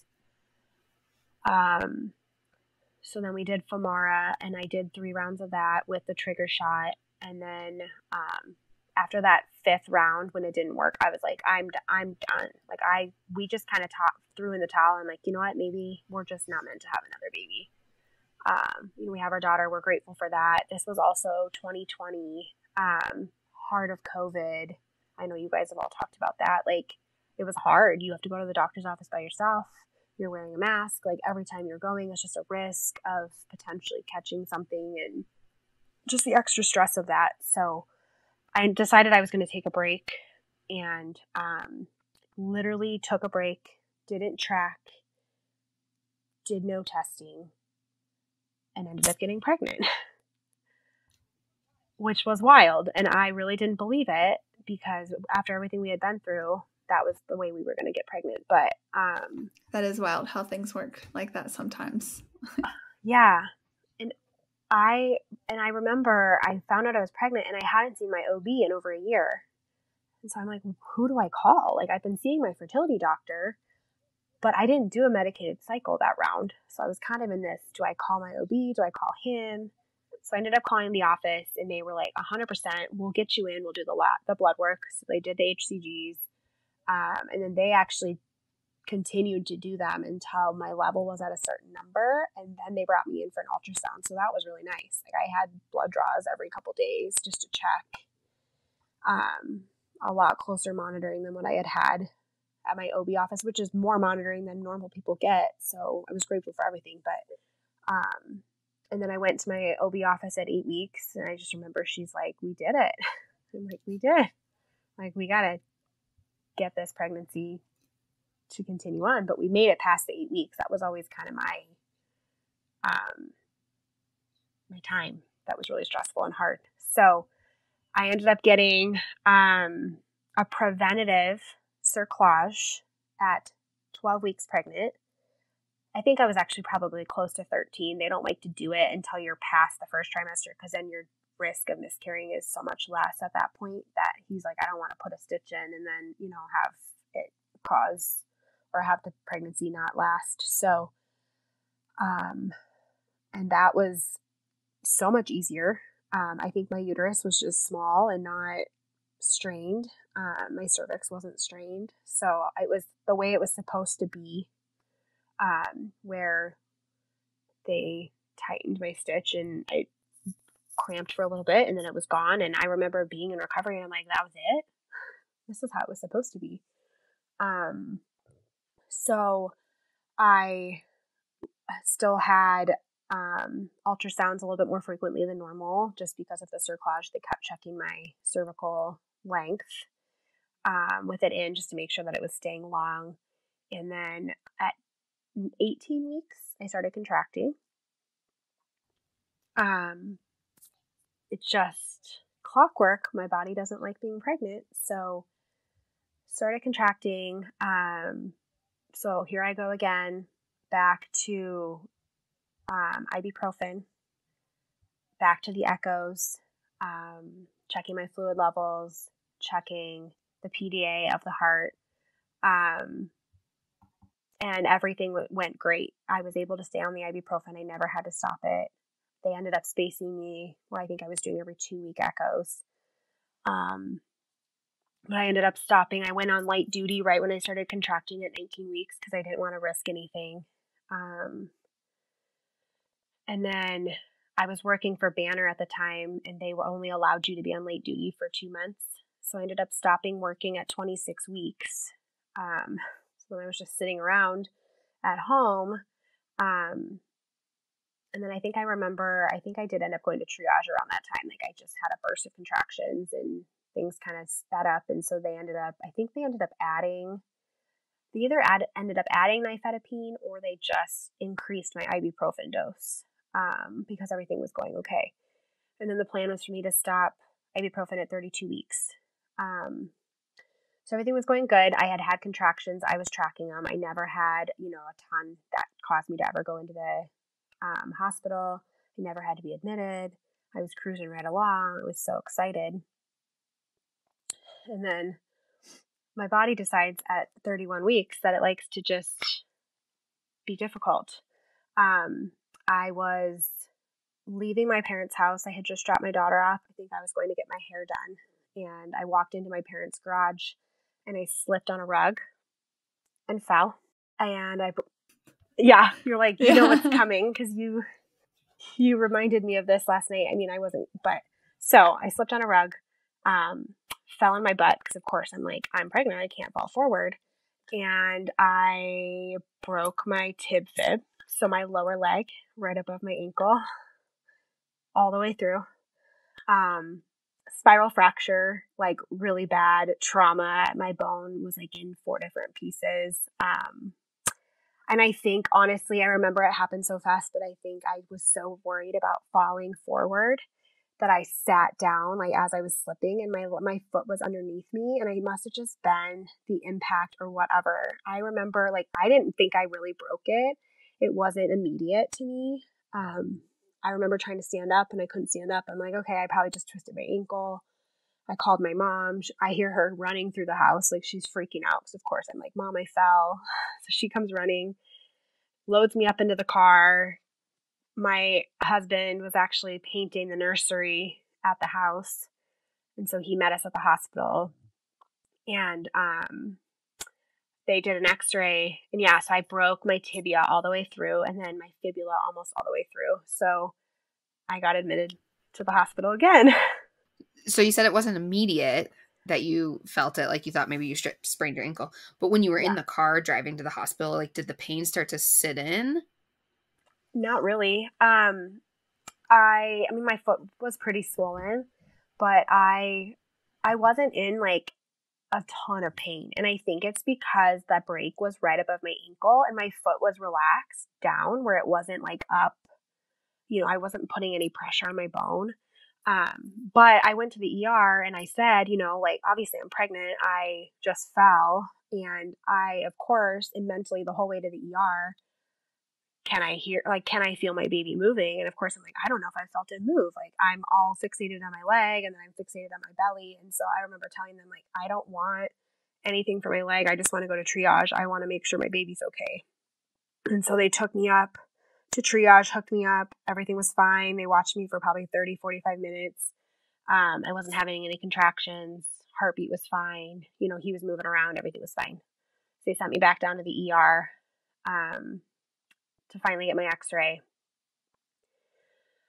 And so then I found out that I broke it, and the results popped up in my portal because I had the portal from being in the hospital so many times. And so it's the results, and my husband was like, there's no way you broke it, because I wasn't screaming in pain. I wasn't dying. I was uncomfortable, but I was okay. And so I pulled up my results and I'm like, I broke my leg. And he's like, I can't believe you broke your leg. You're sitting here totally fine. I would be screaming. I'd be cussing. I'd be yelling. I'd be so angry. And I was in a stretcher in the hallway because again, it was 2021. So it was still COVID times. So ER beds are hard to come by. And so they came to splint me and I was in the hallway. And I remember they asked me, do you want any pain meds before we do this? I'm like, I don't want anything. I have a baby in my belly. I'm okay. Just splint me. And that was awful because they had to put my foot at a 90-degree angle. So it put all of the pressure on my bones. And I just was like, okay, now I want all the pain meds. And I got admitted to just the ortho floor, which they didn't know what to do with me. I mean, the doctors were like, I'll order you Tylenol, because they didn't want to order me anything strong. knowing that I was pregnant. And so again, my OB came. I don't know how she found out. I think they must have consulted the team, and she somehow must have gotten the notice that I had been admitted. And she showed up to my room and she's like, "You really cannot stay away." I'm like, "I know, but it's not pregnancy related this time." But she ended up, ordering, and she's like, "I'm going to order pain meds, and you tell them, like, if I order it as frequently as I order it, you can have it that frequently." So that was nice, knowing that, they were giving me basically the blessing to get whatever pain meds I needed. She's like, "He's born in the next couple of days because your body's under stress. That's obviously a risk that we take at this point. He might withdraw from the meds that you're taking, but it's not going to be terrible. He'll be okay." So I was every 2 hours asking for my pain meds, wanting my pain meds all night. So they took me to surgery, and I had to have surgery awake because, again, I was pregnant. No. Because it was too risky to put me under anesthesia when I was that pregnant. So I had a spinal epidural, and I was awake, and I had been up all night. And so I think that they did give me something to kind of relax me. And I did fall asleep for probably the first hour, but I remember I was in the OR for 3 hours. That's a long surgery. It's long. The surgeon told me it was probably only going to be an hour and a half, but once my bones were like broken into like 4 different pieces on the end. And so she was like a trauma doctor. She's basically pieced everything back together. And I have 3 plates now and like 25 screws in those bones. So I had to feel and hear just and like smell and that's the thing. Oh, yeah. Orthopedic surgeons, it's like being in a workshop. Yes. Yeah. You get to hear the grinding and the screwing and the hammering. Yeah. They have drills, they have hammers, and you're awake and you can feel it. And oh my gosh. Thankfully it wasn't any pain, but it was wild. You feel the tugging and the moving. Yes. And yeah. I just got chills. So then I was admitted for steroids again, because they were like, "Your body's under stress. There's a good chance that you might go into labor. So we're going to do the steroids just to prevent, mature his lungs if that's what happens." They ended up transferring me to the antepartum unit, which was nice, because then they were able to monitor him a little bit closer. And I think I was there for 2 days for just pain control. And then I was non-weight bearing for 8 weeks. So that was hard because I had doctor's appointments twice a week for my pregnancy. Because again, I was doing the monitoring with the ultrasounds. And then I had I think weekly appointments with my orthopedic doctor. So, and I couldn't bring my daughter to appointments because it was COVID. So I had to have somebody with her. And then I had to have somebody with me. So it was hard. That was really hard mentally because I was like, I can't be a mom. I can't be a mom to my child that I have. I can't take care of myself. I can't get myself to appointments. How am I going to take care of this baby that's in my belly that I'm still going to be non-weight bearing for? So that was really hard. But we did it. I had a wheelchair and a walker, and I felt like I was 90 years old. And I was parking in the handicap parking spots and taking full advantage of being able to be close for my doctor's appointments. But my high-risk doctor was out of the office 36 weeks, so we had scheduled my stitch to be removed at 37. And he actually said after I had broke my leg, we need to give your body 1 more week because you just need to get over this hump too. So that was nice. I had it removed at 37 weeks. And then 3 days later, like clockwork, my son decided he was ready and I went into labor. So I never made it to term with either one of my kids. My son was 37 weeks, but I never made it all the way to my due date. My body just doesn't like being pregnant, apparently. So that was a pretty easy, straightforward labor too, thankfully. And he was 5 pounds, 10 ounces. So I had 2 little babies. But that's it. Wow. And your son is all healthy and happy all now? Healthy. Yeah. He's struggled with speech. they say boys are a little bit slower to develop with that. But he was in speech therapy. Actually, through the state, it's free until 3. And I wish I would have taken advantage sooner. We didn't really get him started until he was almost 2.5. So we phased out a few weeks ago, but he's easier. I mean, he's healthy, but he is now able to get his point across a little bit easier. So he doesn't get as frustrated. We had our moments where he just couldn't get out what he wanted, but he 100% acknowledged it and knew what he was trying to, get out. So, but it's better. He copies everything you say now, and he has glasses. He's so cute. Have to follow me on Instagram, but he has cute little blue glasses, and he loves them, and he asks for them all the time. They do a vision screen at 2. I don't know if you guys have, I guess Danielle and Leah, you guys haven't done that yet, but Lisa, I don't know if you remember that with your daughter. They do like a vision screen. And he failed, but he was very uncooperative. And I really thought he failed because he had his eyes clenched shut. How did they even know that he had bad vision? But I was in glasses when I was in kindergarten, and I had a pretty significant lazy eye and stigmatism by that point. And so I think that my vision was probably bad a lot sooner. They just didn't do early screening when we were younger. And so since I told his pediatrician that, she's like, let's just send you to ophthalmology just to check.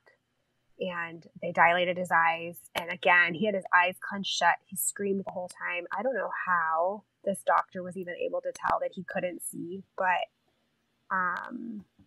he failed on the same eye that he failed in the pediatrician's office, which is the same eye that I had my issues with. So our goal is he's in glasses now full time, and they'll dilate his eyes like every 9 months, and then make adjustments, and hopefully his eye won't get worse.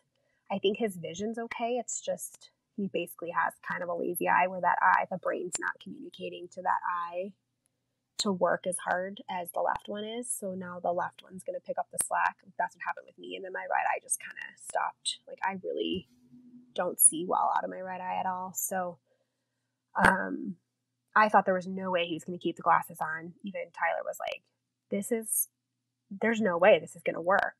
I mean, he ripped them off. I had to hold him on his eyes and hold his arms down, and we would try to like watch Coco Melon on TV for 5 minutes, and then I'd give him a break. And then probably 3 days later, he would keep them on for longer periods of time, and then we would take them off and give breaks. And then now it's full time. He wakes up, and the first thing he says is "glah glah." He needs his glasses, and he puts them on himself, and so it's cute. But that's cute. Yeah, I wonder. I mean, I didn't get glasses until I was 14 or something like that. But the more I wore them, the more like there was one day I walked outside to go drive my car, and I was like, I can't see anymore, so I need to wear my glasses. So you guys had your 2 kids. They're happy and healthy. You only wanted 2 kids, and you guys were done. Both of you were on the same page with that. Yep. Yeah. I'm content with 2. It's nice having a girl and a boy. We've been able to kind of experience both sides of it. And then,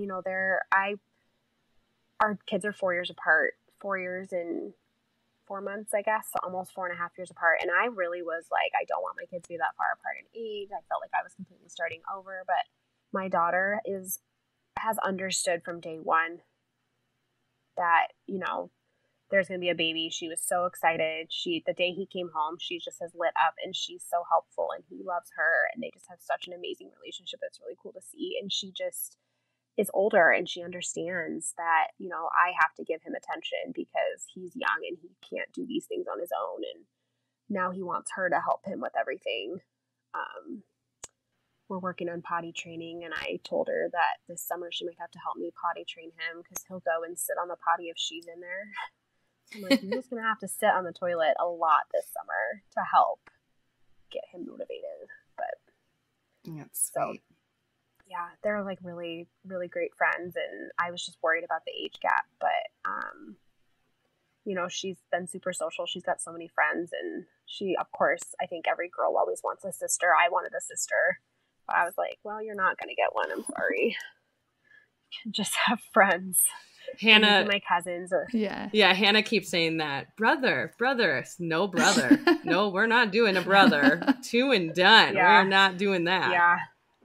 Yeah, it's kind of a good balance. I mean, I was one of 3, and you go to a hotel and one kid's left out, or one kid has to sit in the middle seat, or one kid has to sit in the back row, or you go on a roller coaster and somebody's left out. Like, there's just odd numbers are hard. I think you almost have to have even, and I am not having 4 kids, so we are content. And I just really, the stress of being pregnant and getting through a pregnancy is just a lot. And so we're just grateful and happy that we have our kids, and they're healthy, and we get to enjoy them in this season of life and everything that they're going through, and getting into sports and activities, and traveling is getting easier.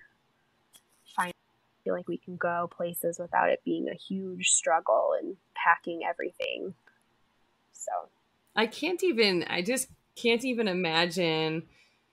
Like, I was so stressed and worried about my pregnancies, and they were, I mean, compared to yours, incredibly easy. But like, I can't even imagine the stress. And like, for your daughter, was it like just a constant like warfare with your own mind? Like, did it feel like that pregnancy was a very long pregnancy, or how did that feel?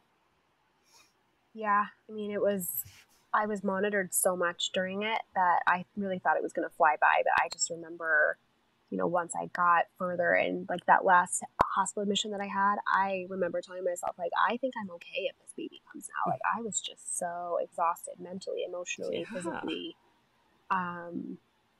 And then of course you're worried, right? Yeah. Like, the stress, I mean, it started at 23 weeks pregnant. And I'm like, if I can't have this baby at 23 weeks pregnant, like, I mean, babies can survive that young, but that's just way too soon. So, and it really became, thankfully, my job was so accommodating, and I was able to go, on like light duty. I actually stuck out that job a lot longer than I should have. And mainly it was because just I had that seniority and that respect for my management that I could take the time off if I needed it. And nobody was going to question me, because they all knew what I had been through, and they weren't going to jeopardize that. So it was nice to have that. So that's such an interesting component to having medical knowledge and going through it that way. Like, I would imagine, and we talk about that on this podcast, like, some of us are really good with having data and knowing things, and others of us like to live in the dark. And I can't imagine, like, I mean, like you said, you didn't know everything, but man, knowing some of the stuff you knew, like, was like you said, I think it was somewhat probably more comforting, but was it like also scarier, do you think, than a normal person who didn't know what was going on? Yeah, I don't know. I mean, I would be curious to be on the other side and not know the medical and how I would feel about it. I mean, I think, especially being a pediatric nurse, I see both sides, right? I see the healthy kids that just have like a one-off surgery or have to get admitted for dehydration or something. And then I see the kids that, were born super early and have all these medical issues, and they're in the hospital all the time. And, they didn't have anything other than that they were just born early. And so, I don't know. It's both. I think that I had a lot better of an understanding than like my husband did. He was really nervous to have a second baby. And I think when we were struggling, I remember at one point, probably a year in, he's like, we should just stop. Like, I don't want to do this. And I'm like, hold up. Like, we've already been doing this for a year. But I mean, I understood, because it was really scary. And I think being on his side of it, just not understanding and worried about me, obviously, Totally. and then like our child, and it's risky. I mean, pregnancy is not for the faint of heart. It's a scary thing. There's a lot that can happen. A lot of things that you have no control over too, but it's funny talking to moms who have been through like a first pregnancy that's so hard, and then when you're like, all right, let's do this again, and your husband's like, wait a second, I don't want to lose you. And that's very scary. Very scary. What would be your advice for people who have been through miscarriages? It's one of those, it's hard. I've had friends that know that I've had miscarriages that have reached out to me. And I've just kind of really been just like a sounding board for them, like I know the emotions. I know each day is different. You're okay and then you're not okay. Worry about growing your family. But I think the biggest thing is just to really just make sure that you're ready to really move on. And we had taken a couple, we took probably like almost 2 months off in between each of the losses. And then obviously it took us time to get pregnant in between the last two. But it's what, I like I had said, I had a really hard time telling people that I was pregnant early on. It was really hard because I'm at work and I'm going through the motions, and I give chemotherapy for my job, and that's something that you're like, it's a really high risk thing to be doing that when you're pregnant. And I did it because I didn't want people to know that I was pregnant, because I didn't want to have to go back and tell them that I'm not, because I had done that the first 2 pregnancies and it was just hard, and then it's the, I'm really sorry this happened to you, but you can keep trying or you can try again. And that was really triggering. It's like, just, you need to, I think people just need to acknowledge that it's somebody's story and it's their own time frame and how they want to move through it in their own way, and just being supportive and being the person that they can listen to and just vent and know that you're going to be that support. But I think once you've had one, 1 in 4 people have a miscarriage. It's crazy. I never knew that, but that's 25% of pregnancies end in miscarriage. And then, they say once you've had one, the chances of you having a successful pregnancy after is very high.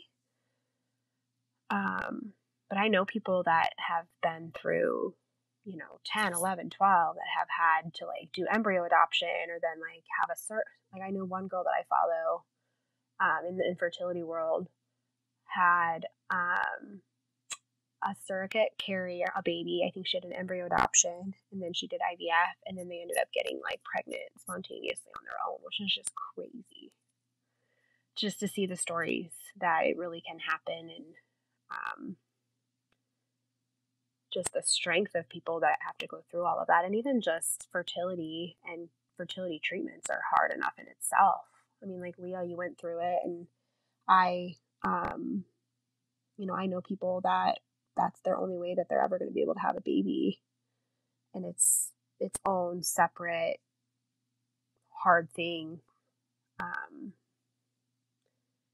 It's hard. I think this whole world is just, trying to conceive, and pregnancy and all of it is just a really hard thing to navigate. And I think people really just need to be ready for it. But we all know what the end result is and the end goal, and we all know how amazing and rewarding it is when it happens.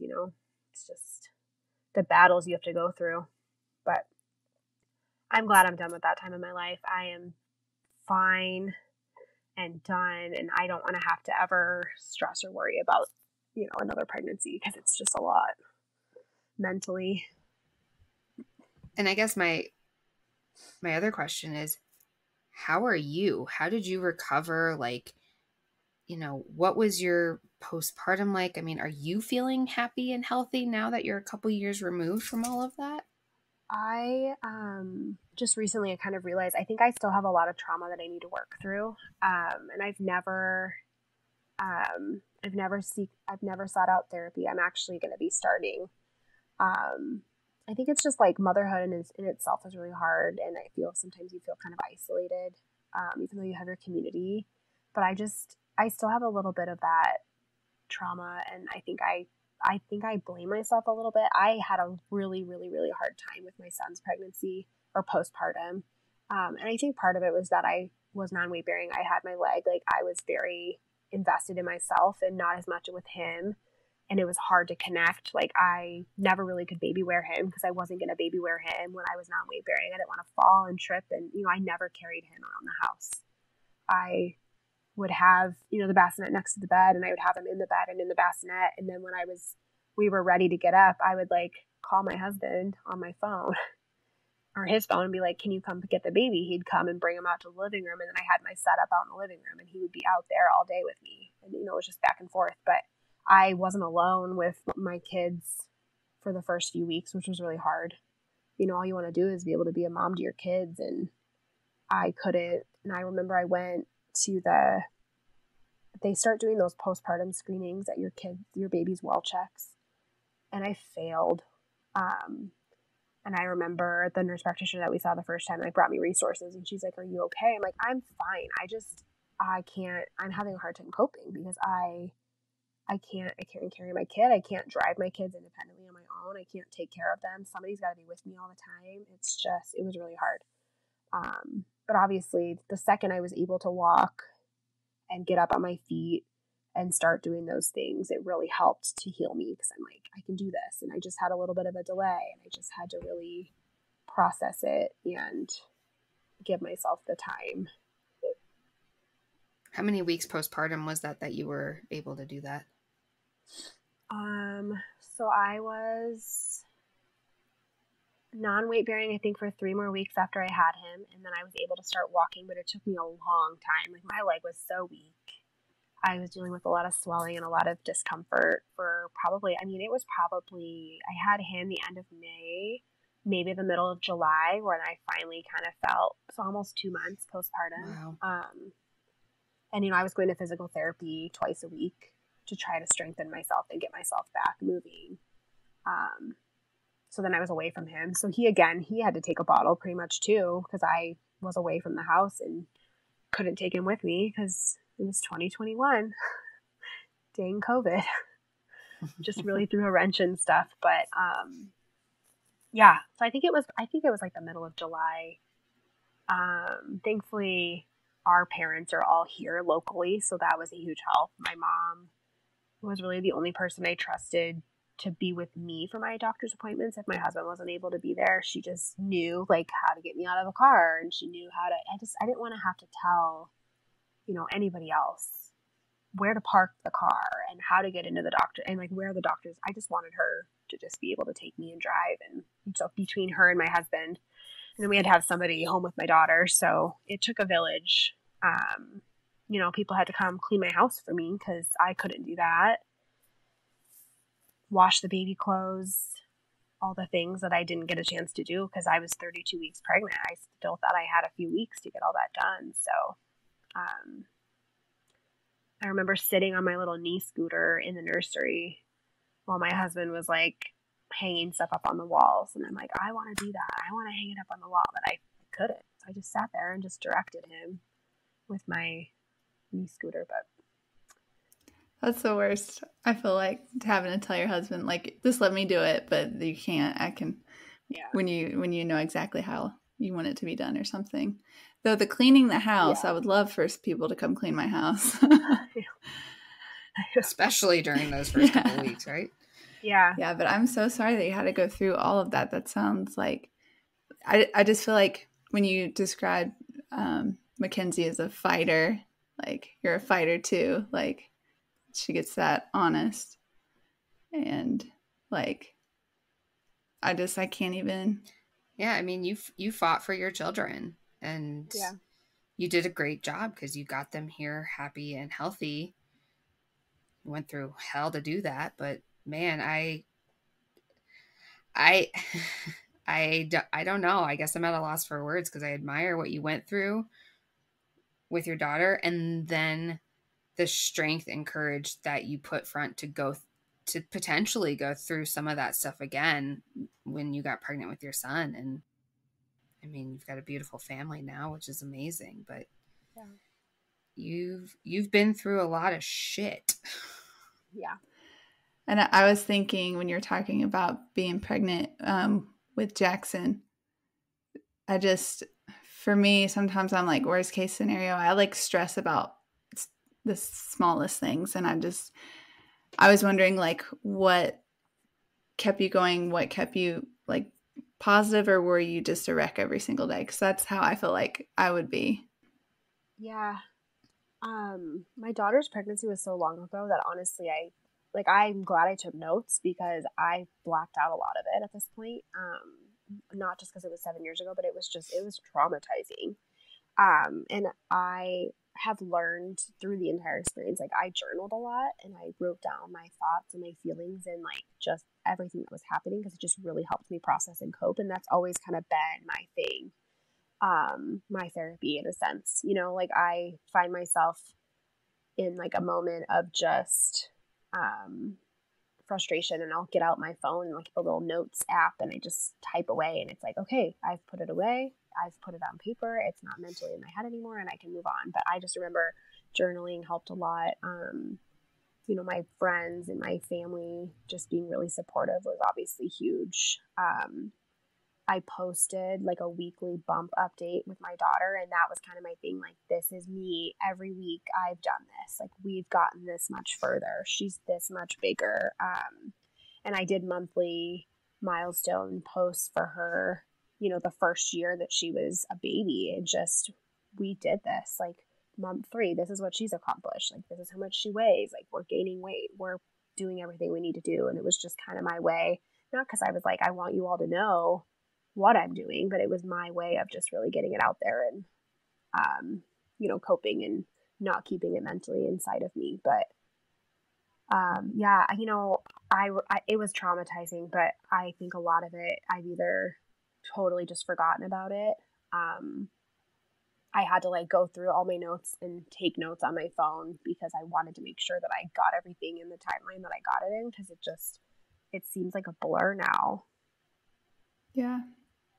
But I made like a scrapbook of my pregnancy with her. And so it'll be really cool one day to show her that and to be like, this is what I went through. And I have plans to do it for my son too, but here we are 3 years later and I haven't done it, but I'll do it eventually one day. Like, I have everything documented, even if I just print the Instagram pictures and the updates that I did for him, like through my pregnancy. But, it's just something cool just to be like, I journaled and I kept track of this, and this is what, mommy and daddy went through. And that's so great. I think even, obviously, like, it'll be probably a while before they'll be able to appreciate those, but eventually I think they'll go through and be like, wow, can't believe you did that. I mean, that's cool. I'm interested to see how therapy goes for you, for sure. I've been in therapy for a while, so and I know sometimes they hash up those things and you think you don't remember, and then they say something that triggers a memory and you're like, oh, I didn't remember that until just now. Yeah, I think it'll help me. I just have really not, I haven't really put myself first, Right. Like, I think we're all about our kids all the time. And I think I'm now at this point that I'm like, okay, like, my son's 3, like, I need to do something for myself. Good and for you. kind of get these emotions and work through stuff. So that's kind of my, mental journey that I'm going to be taking here soon. Taking that step forward from what I've done in the past and kind of hash some of those things up. Because I still think I still deal with my leg, and I still deal with a lot of issues from it 3 years later. It swells, and I have a lot of, like, I don't have full mobility, and I don't think I ever will. And so that's hard too. Like, I'll be on the floor playing with my son and I try to get up and I'm like, I can't put that foot down first. I got to put my left foot and I got to push with my right because I can't get up off the floor. I'm like, I'm 80 years old, but I'm on the floor trying to play with my kids and, going up and down stairs and picking him up. And, that was all really hard at the beginning where I'm like, I can't put him on the floor to play because I don't think I'm going to get him back up off the floor. So it's just all those things. Mentally, I just think I need to work through it more so than what I've done on my own, and it'll be good. I think it'll be really good. I have a lot of friends that, do therapy, and I'm not, like, I've never been against it. It's never been something I've really put forth the effort to do. Sure. So that's awesome that you're doing it. I think making that first appointment, just doing that, is such a huge step and in the right direction. That's awesome. Yeah. Well, we do have one more question for you. First off, thank you for sharing all that and being vulnerable. And I know that listeners will hear this and hopefully, someone that might be going through something very similar or has went through something similar, like, knows that they're not alone. And that's that's why we started this podcast, is just to hear real moms talk and like talk about the things that people don't typically talk about. Or at least, like, I know my parents, or I don't know any, never talked about this stuff, or my mom. So it's just, I'm so happy that you got to join us. And I'm so glad that you listened to our episodes too. That's awesome. All right. So our last question is, what is your best parenting advice, or what is the best parenting advice someone has given you? I think the best advice that I've gotten from people and that I tell people is just to not compare yourself to anybody else. Everybody's pregnancy journey is different. Everybody's, their journey with their kids and the years and the things that happen.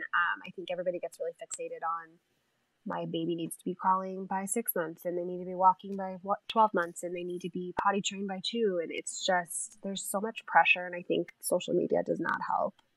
And I think I've always just told myself, I catch myself all the time looking at somebody else and saying, how come their child's potty trained? Or how come their kid's talking a lot more than mine? Why is my kid not talking? And I have to tell myself, your kids are your own kids, and you need to not think that they're on their own journey. They're meeting their milestones at their own time, and we just need to not compare ourselves to others. I think we need to be like more supportive of each other and not, so judgy. Not that I am, but I think I just try to tell people when they're starting their journey, like, don't compare yourself. Don't see the milestones that you see and take that as that's where your baby has to be. And if they don't meet that, they're not on their right track. So that's really good. I like that. I will say, my mom just asked me last week. She's like, have you started potty training Weston? He's 15 months old. I'm like, no. She's like, why not? She's like, we started potty training you and your sister at that age. I'm like, sure you did, Mom. Okay. I was like, I haven't even thought about it. And then she's like telling me what I need to do. I'm like, please stop. Like, I didn't ask for this advice. I just called to say hi. So yes. Yeah. That's what when you said potty training, I was like, that's what I thought. But yeah, absolutely. We definitely need to be more supportive, and just, know that our kids are all on a different path, and they're in their own person. So I love that. Listen, I have no idea when I started walking, when I was potty trained, and when I started talking. Me neither. But I think I'm doing okay most days. Yeah. Yeah, we're all potty trained now, hopefully. Yeah. Except when you're super pregnant. It's true. My son's pediatrician just told me 2 weeks ago that he won't be going to kindergarten, not potty trained. And I'm like, well, I don't know about that. But we are still a couple years away from that. Because we are in the temper tantrum, no, I don't want to do that, I'm refusing to sit on the potty phase. And I was pushing it, and she said, don't push it, because it's not going to work well. If he's not ready, he's not ready. And as soon as they're ready, it'll get easier, hopefully. My cousin's son was 4.5 and not potty trained. And he's obsessed with Disney, obsessed with Mickey Mouse. So they said, we can go to Disney World, but you have to be potty trained to go to Disney World, because Mickey won't see you if you're not potty trained. He was potty trained overnight. Wow. Before we let you go, Ashley, for any listeners that have been on the edge of their seat this entire time, waiting to find out if my husband actually did know that Tyler's first name was not Tyler, I have an answer. Okay. He did know. Okay. And he even said the right first name. So sorry, Bryce, for doubting you. Should I call Ryan up here? Now we all know. Should I call Ryan up here and ask him? Maybe. If Bryce knows, Brian. Are you sure? Yeah, if Ryan doesn't know, then you'll have to let me know, and then we have a problem. I could just call him up and ask him on the spot. Okay, Ryan knew, and I feel like you can hear my heartbeat. I ran up the steps. Ryan's playing StarCraft downstairs, and he said that he's about to beat this guy, so he said he couldn't quit his game. Come up. Huh? Yeah.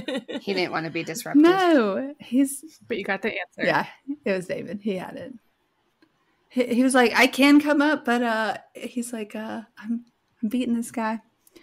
The other day, So funny. He loves when I do podcast nights because he plays his little game on his computer. Stephen does too. Stephen loves it. As you guys have heard in the background of previous episodes. Nice. Well, thank you, Ashley. Yeah. Thank you so much, Ashley. Yeah, Thanks thank for you. sharing your It's a story wild with story. us. Oh, no kidding. Honestly, the more I tell it, I mean, I've told this story to so many people. Like, I just started my new job and I was like, you know, I was only 9 months postpartum. So I was still like, couldn't go up and down stairs. And I was like, just letting you guys know, like, this is my story. And they're like, did you just have your baby? I'm like, yeah, that happened while I was pregnant. And so it's always just, and these girls that are younger than me, like 12 years younger, you know, dating, not even married, they're just like jaw dropping. I'm like, just you get ready.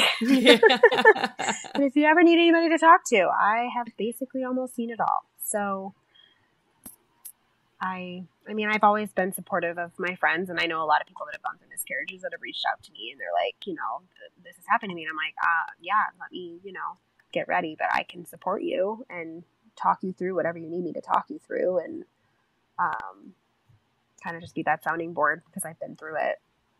I've gained support of other people from that have had high risk pregnancies, and just people, I mean, even just people on social media that I've ran into that we don't know each other, but we message back and forth, and just to have a support to be like, yeah, I've been through the same thing. And, you know, That's awesome. I have a success story, or my kid was born early and they were in the NICU and everything was okay and fine, you know? So, but yeah, thank you. It was, it's always hard to talk about my journey, but it's always a fun thing. I mean, I enjoy it,